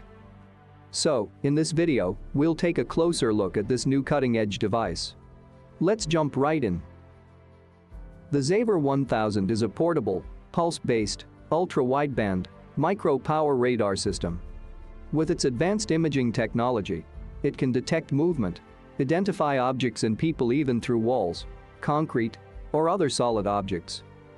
As such, it is intended for tactical and intelligence, surveillance, and reconnaissance missions, giving the user operational capabilities and improved situational awareness. The Zaver 1000 is a lightweight and portable device that is small enough to fit into a backpack and can be set up in a matter of minutes.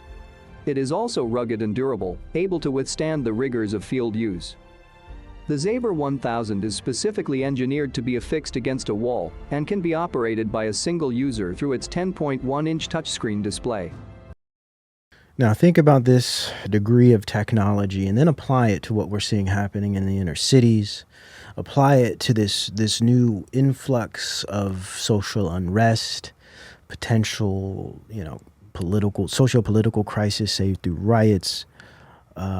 Imagine what use could come of this type of technology, and what better way to test it out than have an actual war, with thousands of people in space to play with it.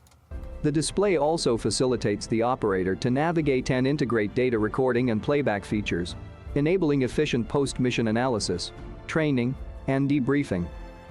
Weighing approximately 16 kilograms, Zaver 1000 can be operated at a range of 42 meters, which is double the range compared to previous versions of the Zaver family.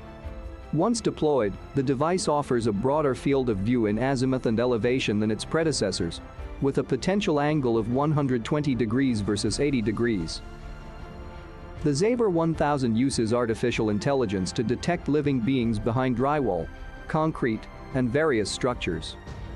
While solid metal drywall studs, and concrete reinforced with rebar can block the signal, the system can still function if a non-metal through spot can be found. Using its advanced algorithms, the Zaver 1000 creates a visual representation of the room. It can detect the technology that they're describing here is precisely that which is needed to create immersive environments. It is exactly what is needed to create digital twins of physical environments. Okay, but not only does it create digital twins, it has the ability to see through structures. Right. So of course this can be used in a way that is, probably scary if you think about people being hunted with this type of technology. But there's even more, maybe more innocent use of it, which just has to do with this type of digital sensing, AI sensing physical realms digitally, that is very important to these new types of virtual landscapes that they're developing. So I know this might sound kind of strange, but a lot of, well, at least in part, this crisis we're in is just another ploy to bring us closer to the metaverse. And when I say metaverse, I don't necessarily mean Meta, formerly known as Facebook, but I mean these types of Web3 immersive environments that are going to be used to supply people with UBI, to give people forms of, let's say, potential for labor, as well as giving people access to just general information, creating different types of avatarship for social media platforms, applications, but also just creating a type of cyber secure system for the internet, a type of human authentication aspect that we think about when we think about Musk. So this idea of metaverse, etc., is broad, but it's interesting how the people behind this, or the people involved in this war, are at the head of the development of all of these things that are supposed to be here in 5 years. And that's not far away, so it makes sense that they're kind of behind schedule, and they need a little push, a little acceleration. Then we think about the connection between military warfare and technological development. It all just makes too much sense at this point. Just saying. Even small movements or changes in temperature.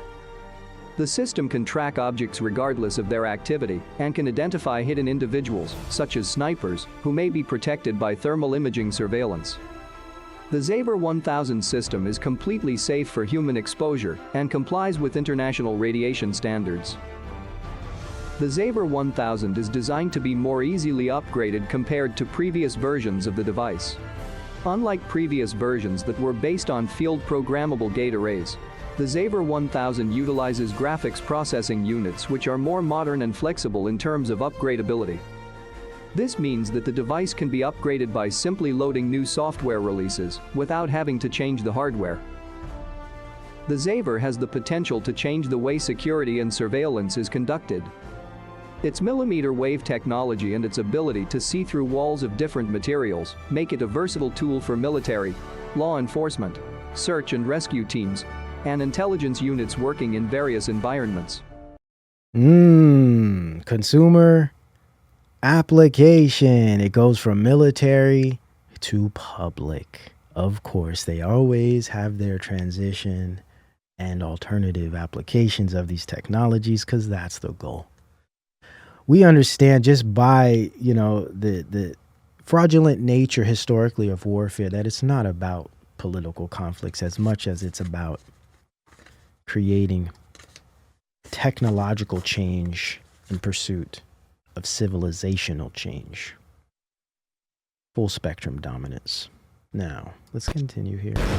Oh, sorry, that was super loud. What is that? Let me turn that down.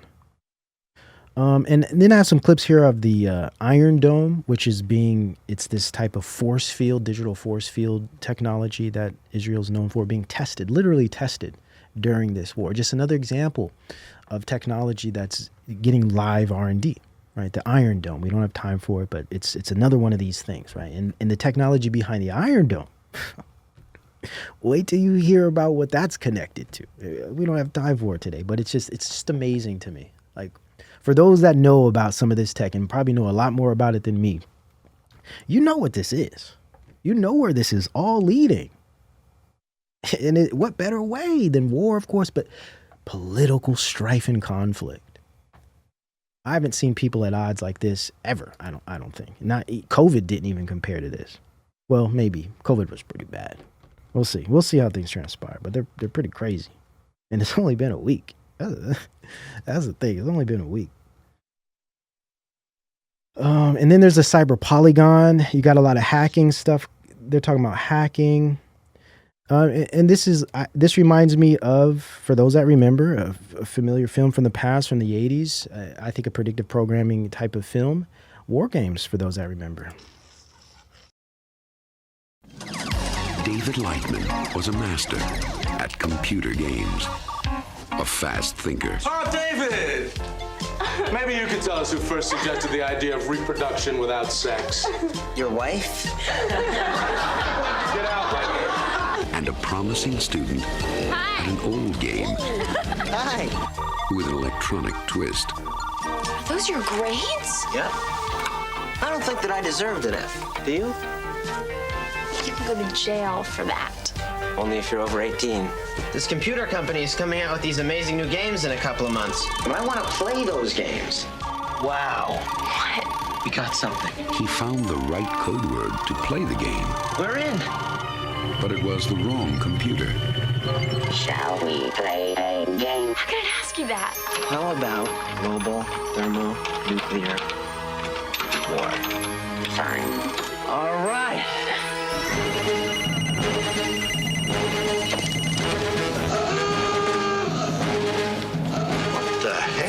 Their trajectory headings for multiple impact Now, what's fascinating for those that remember earlier in the show, we were mentioning how the Gulf War introduced us to this new type of GPS, GIS / computer-based warfare.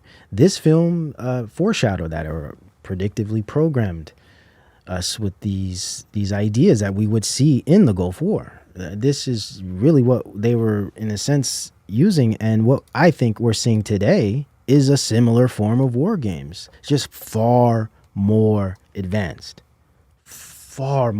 because now we're dealing with AI. I mean, just look at the Iron Dome technology. It's pretty uncanny. We're dealing with almost magic at this level, these types of technologies. And then you think of the Kabbalah. Oh gosh, we don't even have time for the spiritual stuff. But when you just think about the spiritual implications and deep, dark-rooted history of Kabbalah and alchemy, and then we think of like these, it's a technological hub. They're dealing with biotech. They're dealing with AI. It's like, it's happening, guys. It's happening. Yes, it's happening. It is. It is. It's happening. Now, let me give you some evidence for this. Now, interestingly enough, just always applying the culture, October 11th, this was from October 11th, but I guess South Park has a new episode, a special episode that tackles AI. Yeah, perfect timing, right? Perfect timing. South Park joining the Pandaverse will be Trey Parker and Matt Stone's 5th Paramount special, and it is about AI turning their world upside down. Isn't that fascinating? Coinky dink? Nah, I think not. But again, you know, I'm just a conspiracy theorist. What do I know, right? What do I know? Now, let me show you some evidence. Let's pull this up quickly here just to give you guys some hard evidence for what I'm alluding to here, aside from all the evidence I've been presenting all day. Let me just give you some straight from the horse's mouth. I want to give you these clips here quickly as we narrow things down. And I apologize for keeping you guys too long. I've been trying to do these shows under 2 hours, and it's just not going to happen every time.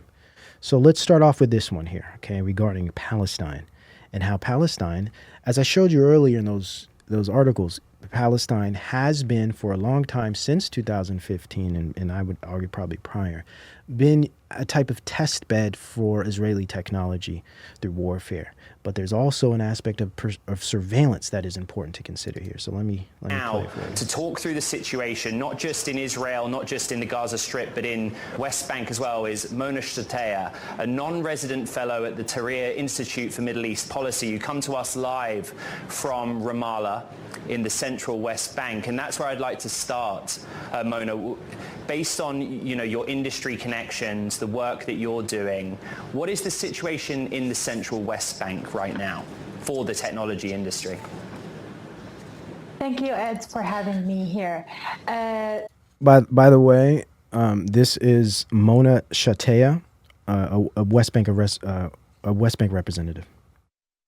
So whenever we are talking about tech as we are living in the West Bank, we cannot ignore that Palestinians are living under surveillance state, where different kinds of surveillance technologies have been developed and tested on Palestinians in an open laboratory in the occupied Palestinian territory in the West Bank and Gaza Strip.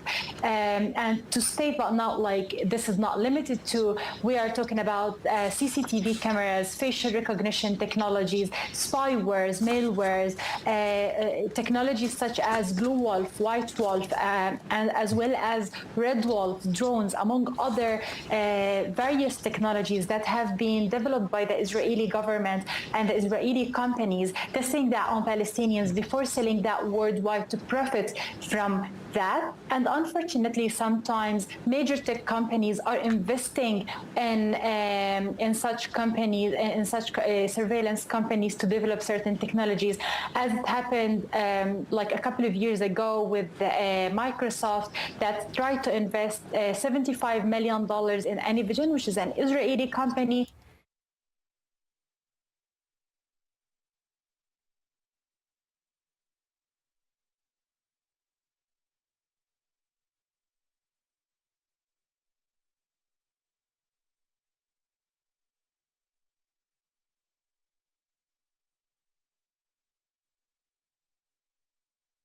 To develop facial recognition technique, testing in such companies, in such surveillance companies to develop certain technologies, as it happened like a couple of years ago with Microsoft, that tried to invest What was I muted again? What am I? Oh man. Okay, so basically what I was saying was Meta or Microverse. I'm tired. Microsoft has heavily invested in Israel, especially regarding surveillance technology. And I'm going to show you some clips here. You will be blown away when you see how many countries and corporations are funneling big time money into Israel in such a short period, right? It makes me think of acceleration and urgency, right? It's like, why is everyone just funneling all of this money into this country? Yeah, interesting, especially when you see what they're building. $25 million in AnyVision, which is an Israeli company, to develop facial recognition technique, testing that on Palestinians before it starts selling that worldwide. Boom. Right there. From the horse's mouth, someone on the grounds, right? Just evidence to buttress my point here. Testing the technologies on the Palestinian peoples before it is let's say mass produced or integrated in other use cases and applications. Okay, so boom, we got that there. I'm gonna show you some more here. Just got to give these receipts, man, because we don't just be making stuff up. That's not how it goes down here. Now let's get an idea of Israel. We want to stay in the world of venture capital, but turn back to the ongoing and developing situation in Israel. We're joined now by John Medved, the founder and CEO of Our Crowd Global. John Medved, the founder and CEO of Our Crowd, a massive company that really is just a funneling hub for Fourth Industrial Revolution technology. It's a Fourth Industrial Revolution technology investment source, really. Venture investment platform, big scale in the Israeli tech ecosystem. John, we've covered a lot of sort of the near term, what's happening on the ground. But from your perspective, could you kindly give me the kind of bigger picture on what this does for venture-backed deals in the tech Israeli system over a matter of months or years going forward? Will this have a lasting effect? Well, if you actually take that sort of frame of reference and you look several years down the road, there'll be no question that we'll be bigger, stronger, more money invested. Israel has developed, as you know and have been covering, this incredible tech investment ecosystem. It's hard to find any significant venture players who aren't active in terms of backing Israeli companies. You know, Israel has this huge delegation of companies traded in New York. Today, 100 unicorns are operational in Israel. Our Crowd is perhaps the largest democratic venture platform investing globally, but investing from Israel. So clearly, over the next couple of weeks and months, depending upon how long these hostilities last, we're going to be facing challenges. But unfortunately, we have a lot of experience doing this and successfully. And if you look at the past performance, every time. Literally gloating about the success of killing people whilst developing technology in the process. We have a history of success. We're notorious for warfare, but also our technological prowess and investment. Just mind-blowing. Platform investing globally, but investing from Israel. So clearly over the next couple of weeks and months, depending upon how long these hostilities last, we're going to be facing challenges. But unfortunately, we have a lot of experience doing this and successfully. And if you look at the past performance, every time we've gone through this unfortunate episodes, and such as a war, it's hard to call it an episode, we emerge at the end of the process stronger, bigger. And I think that based on just listening to some of your guests today, Israel's strength in AI and in deep tech is going to bring lots of capital and lots of return to venture investors in the Israeli market. There we go. More receipts. Let me bring more. This is this is a war about technology, man. It's crazy. Let's get another one. We have resilience, right? In other words, today we're facing a crisis, but there are crises all over the world. In the Ukraine, in Asia, there's a food crisis, a climate crisis. But we are skilled at navigating through difficult times, and we don't take no for. Especially when they're designed such that your navigation is successful. Woo-hoo, these guys. But there are crises all over the world. In the Ukraine, in Asia, there's a food crisis, a climate crisis. But we are skilled at navigating through difficult times, And we don't take no for an answer. We're pretty, aggressive people. We're sweet and we're loyal. We work really hard. And in terms of the AI area in particular, we have remarkable companies who are not only developing generative AI or broad platforms, but we have companies that are also developing incredible expertise in these vertical areas, as the one such you just spoke about in terms of AI for shopping. And I'm going to call Sebastian with some really interesting deals that we can talk about. But the reality is that we already are leaders in AI, and Sam was just here from OpenAI, but we are going to go beyond AI into all the areas where Israel is strong, whether it's cyber. Sam was just there. Zuck was there not too long before that. Musk, of course, there. And the AI summit by NVIDIA was supposed to be a month from now. What is up with all of this hyper AI focused technological development in this region? It's just like, come on, man.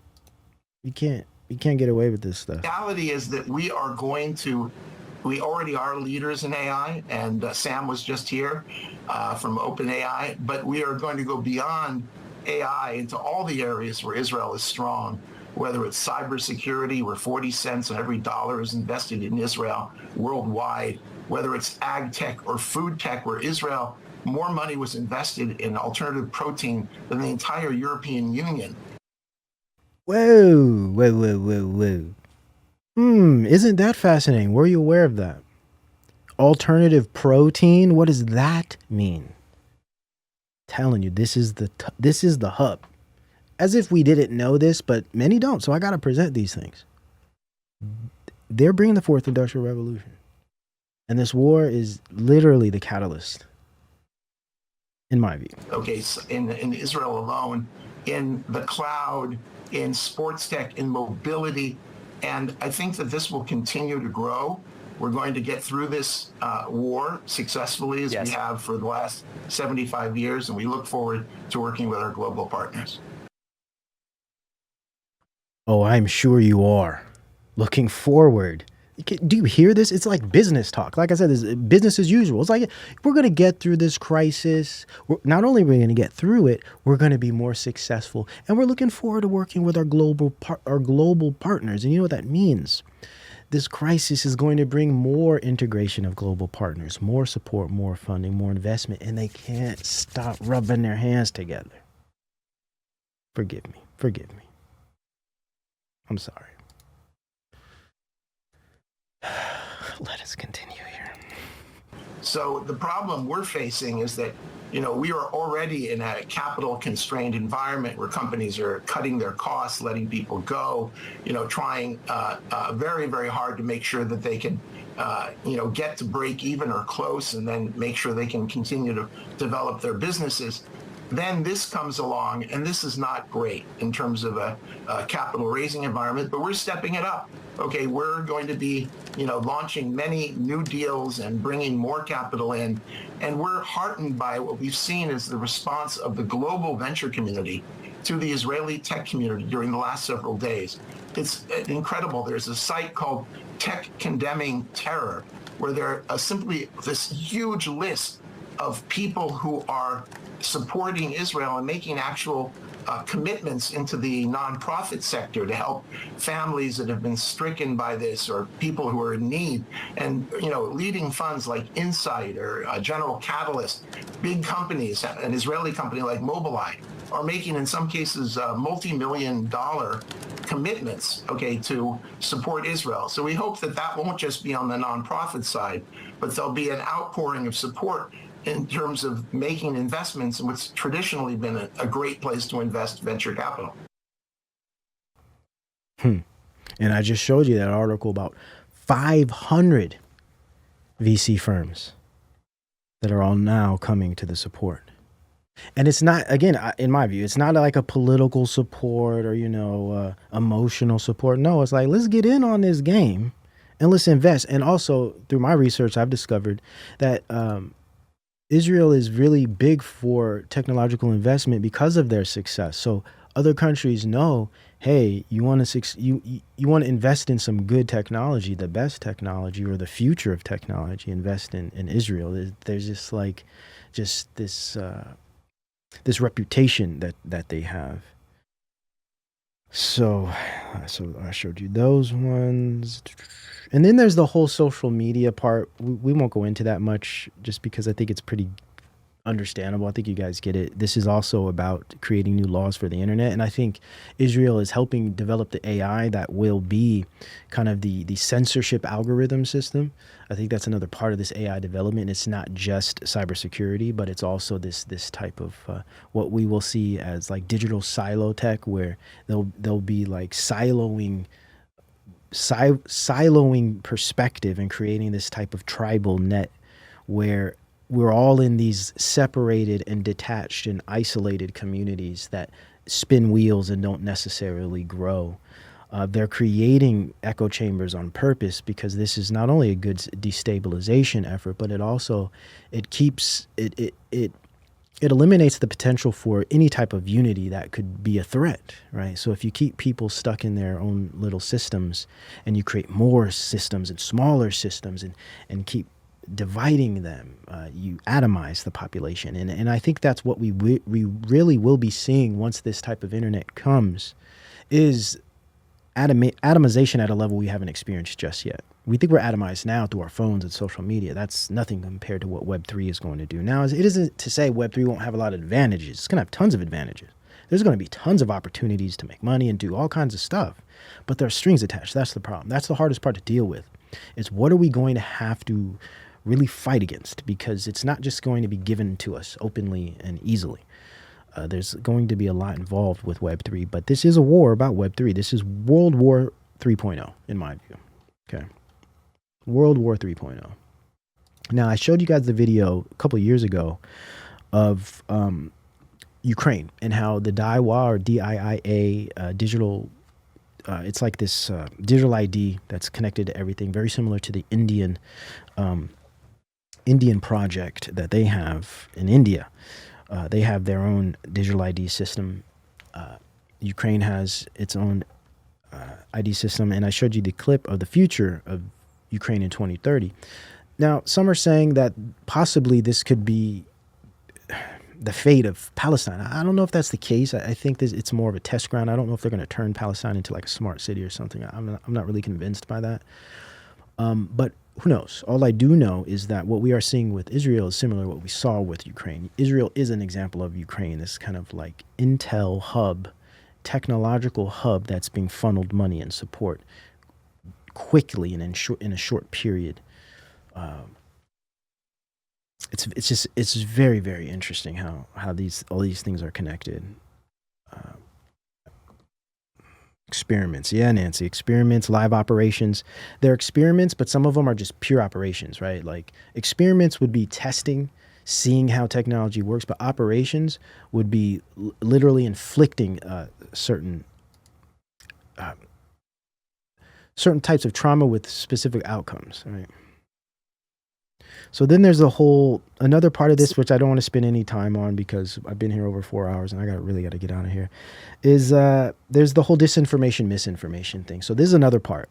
What you're seeing is Twitter being called out, Instagram being called out, TikTok being called out. There's all of this talk about, oh, they're not censoring, they're allowing people to say whatever they want. You know, terrorism is being platformed. In my view, that's another part of this design to bring in internet regulation as far as information, a type of algorithmic information authority, right? I think that's part of it. What we could see at the end of this, whenever it ends, we don't know. This could last a long time. It could be quick. But I see policy, of course, just like 9/11. What do we see? A bunch of policy and new technologies. You know, I never had to take my shoes off at an airport. You know, I never had someone putting a wand between my legs. You know what I'm saying? That's all new experiences, new technology, new policies, all after the war. And so we definitely will see these, I think, new internet laws, new AI regulation, and new AI in general. I'm looking at pervasive AI as being the number one thing that Israel is working on under the guise of cybersecurity, which is an aspect of it. This concept of security and censorship. It's creating a type of pervasive AI that can read and understand and manage data at a level we've never even imagined, but also understand environments and understand the movement of objects in environments and be able to predict and manage and control information. But the problem is that information is going to be bodies, right? So if AI gets to the point where it can control objects in environments and understand environments such that they can control them and even predict the behavior of the objects in those environments. Imagine when those objects become bodies. Imagine when those objects become bodies based on biosensor networks that connect us to these, these fields. It's kind of crazy when you think about it. It's like, wow, and they're really doing this. Trust me, next show, I'm gonna show you guys a bunch of new stuff. Man, it's happening so fast. Now, optimism. What's the optimism? They can't do this everywhere, and it can't exist everywhere. Unfortunately, for those that live in the major cities, metropolitan areas, this is where we'll see these things first. This type of technology, these smart territories and smart regions that they're developing. Maui, I think, is going to be one of these smart regions, these smart territories. I think a lot of these major cities they're tearing down, Philly, for instance, are going to be some of these proto-smart territories. They're going to start introducing things slowly through, say, facial recognition systems for access. UBI is going to bring a big one. I think that's why I showed you the reparations clip. Everybody got to eat. If you're stealing, that's reparations. Well, that will be solved by UBI, digital UBI connected to digital IDs. That, of course, will be only accessed through certain types of sensitive personal information that's given up. So we'll definitely see that for sure, because it's already happening. And then this whole censorship. So I think and you guys know this, it won't be too much longer for us to be able to talk like this, at least not on this platform. Because especially during this election, it's going to be crazy, man. I'm actually looking forward to it, I'm going to be honest. I'm not looking forward to the conflict and the potential bloodshed, but I am looking forward to the dynamics because they're going to be very interesting. And I think they'll confirm a lot of stuff we've been talking about for years now. And I think, what else? Let me see. Yeah, so there's a lot of TikTok, Twitter. So there's going to be some change in social media, that's for sure. There's going to be social media reform that's going to have to do with censorship. I think that's going to be another part of this, at least outcome of this war. Aside from technology that we probably won't even see for some time, and then later they'll disclose, oh yeah, this technology was developed, researched, and utilized during the Hamas-Israeli 2023 war.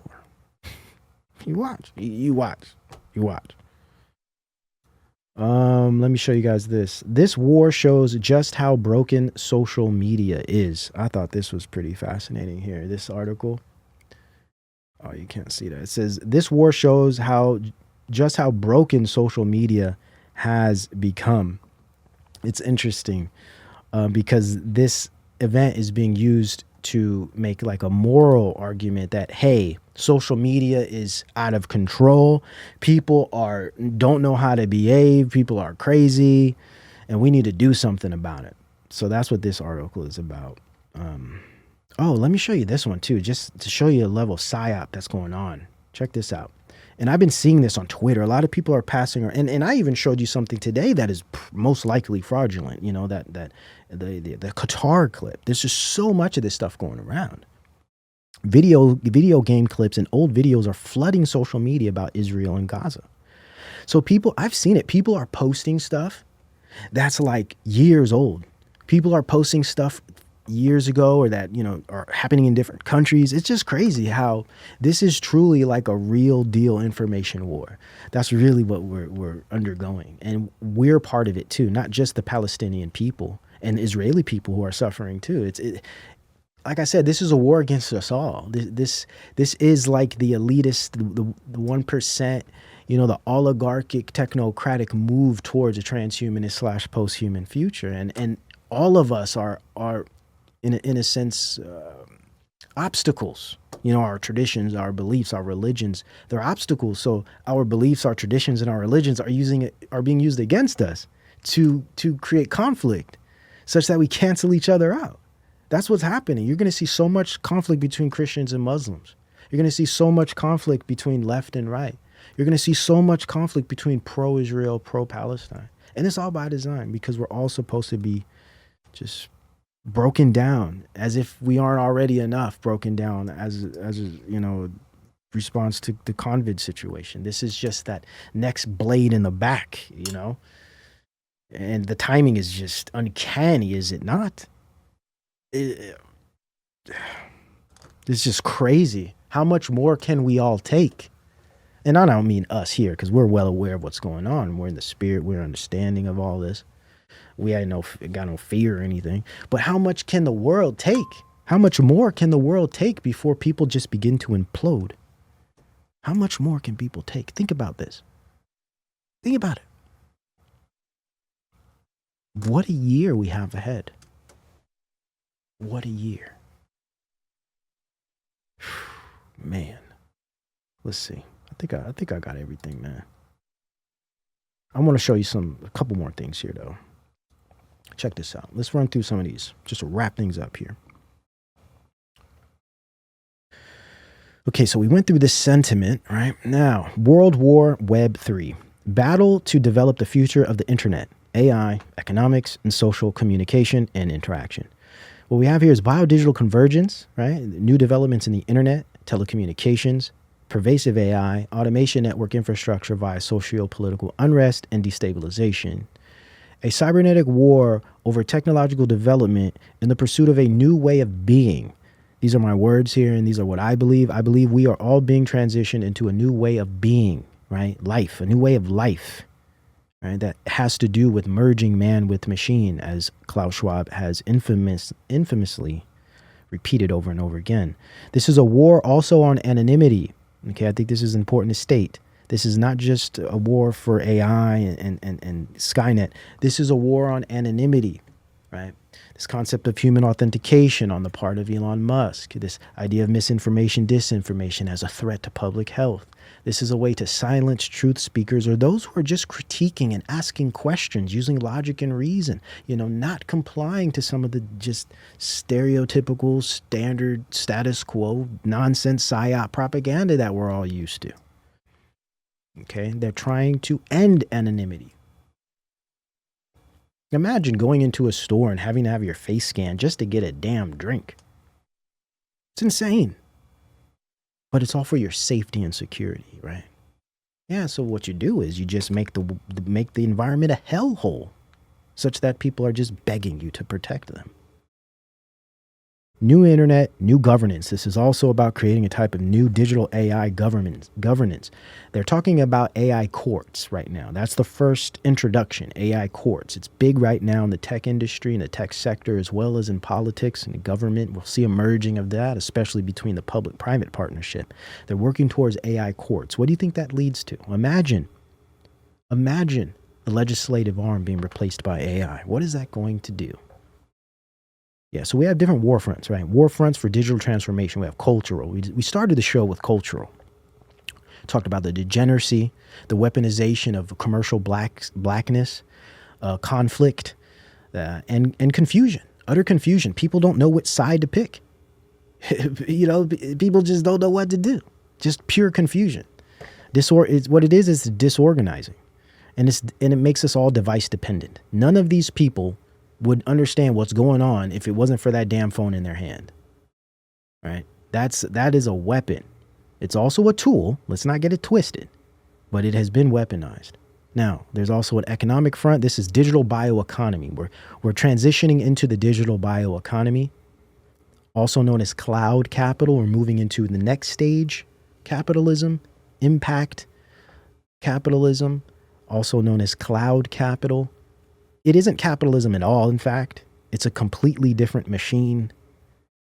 And a lot of these wars are going to slowly bring us closer to this type of development due to the technological I guess, speed that all of this is happening. Now, then we have an infrastructural war front, right? That's spatial repositioning, whether that be literal repositioning of bodies on Earth, like, say, the Palestinian people, or spatial repositioning and network development regarding pervasive AI that Israel is using to fight this so-called war.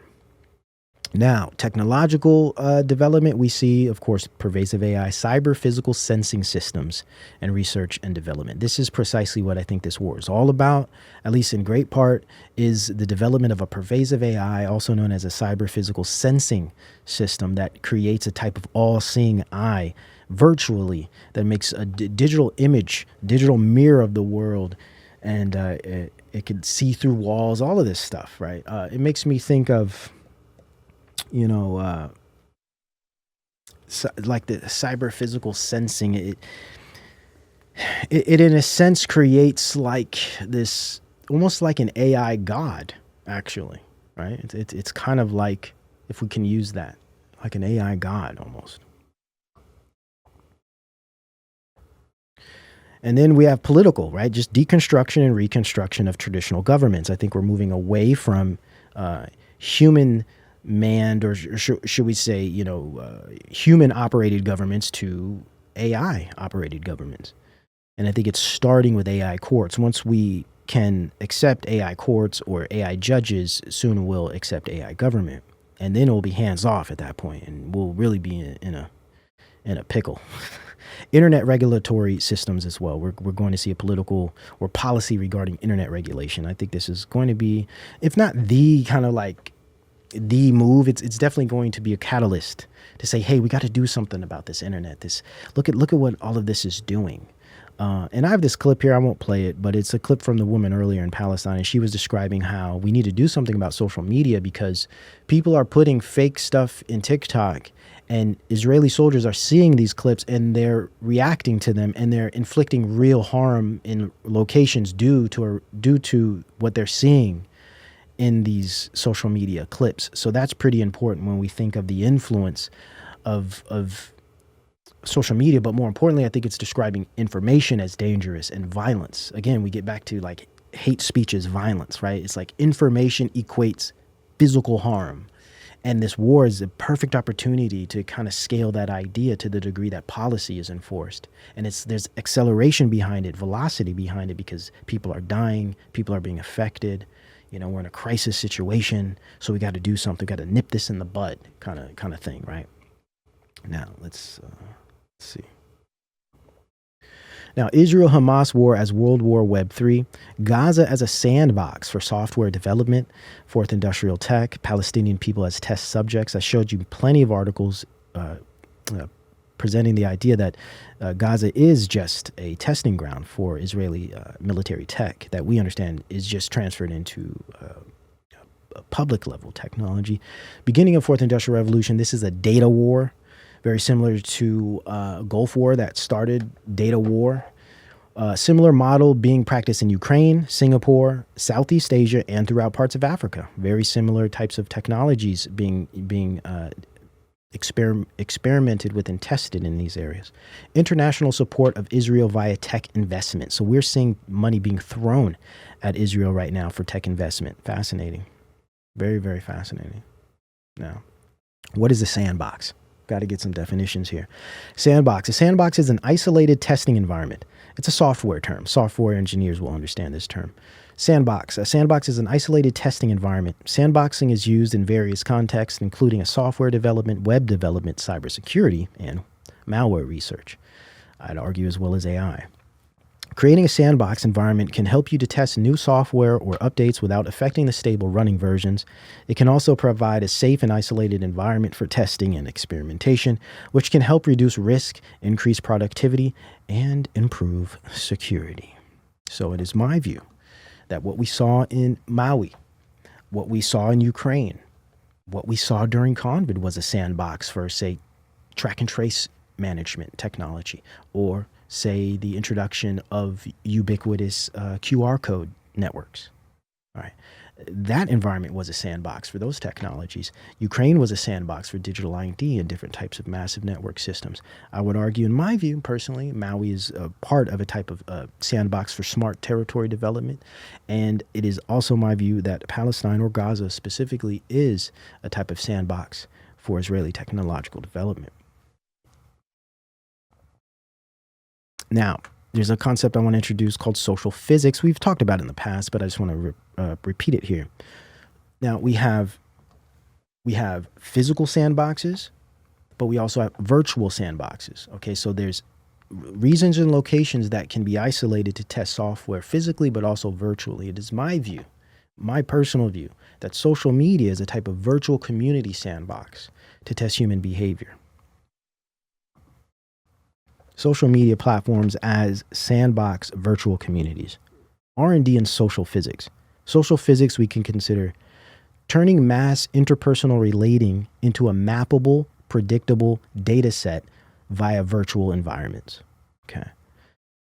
Testing, developing censorship, as well as algorithms via social media discord. So the discord going on social media right now in response or reaction to the war is a perfect sandbox testing ground for censorship algorithm development, as well as development of social physics AI understanding.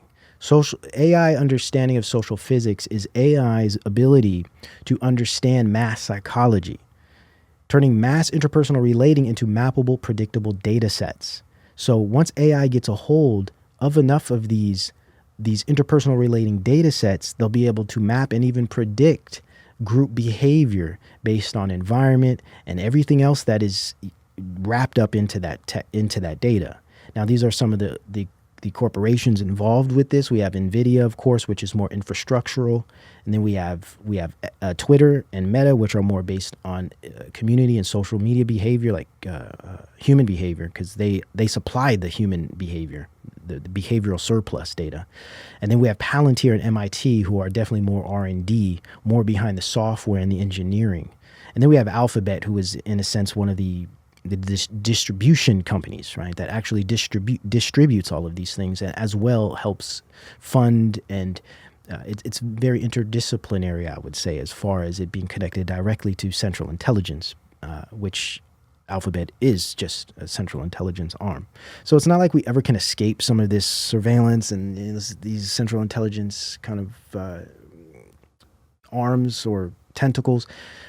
But we still can get a good understanding of how they're working, even within their own systems, which is something to be thankful for.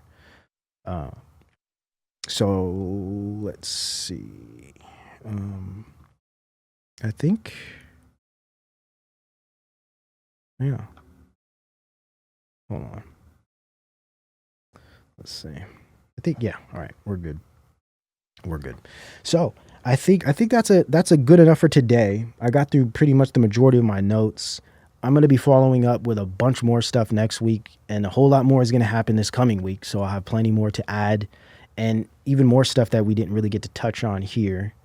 And we'll be returning to the regularly scheduled stuff on the Patreon and locals this week. This next week coming, I apologize. This week I've been so busy with writing as well as research for the show and just digging into this whole Israel situation because it's just so timely. So forgive me for not having any posts this week, but we'll be back next week with our regular fare, as it were. I appreciate you all for supporting, and if you would like to support the show, please join our networks. We got a Patreon, we got a locals, and we have ways to donate. If you're not interested in being a member of the show, or if you're interested in other works that I do, we have a lecture series on Reality Plus, Simulation Hypothesis, Simulation Theory.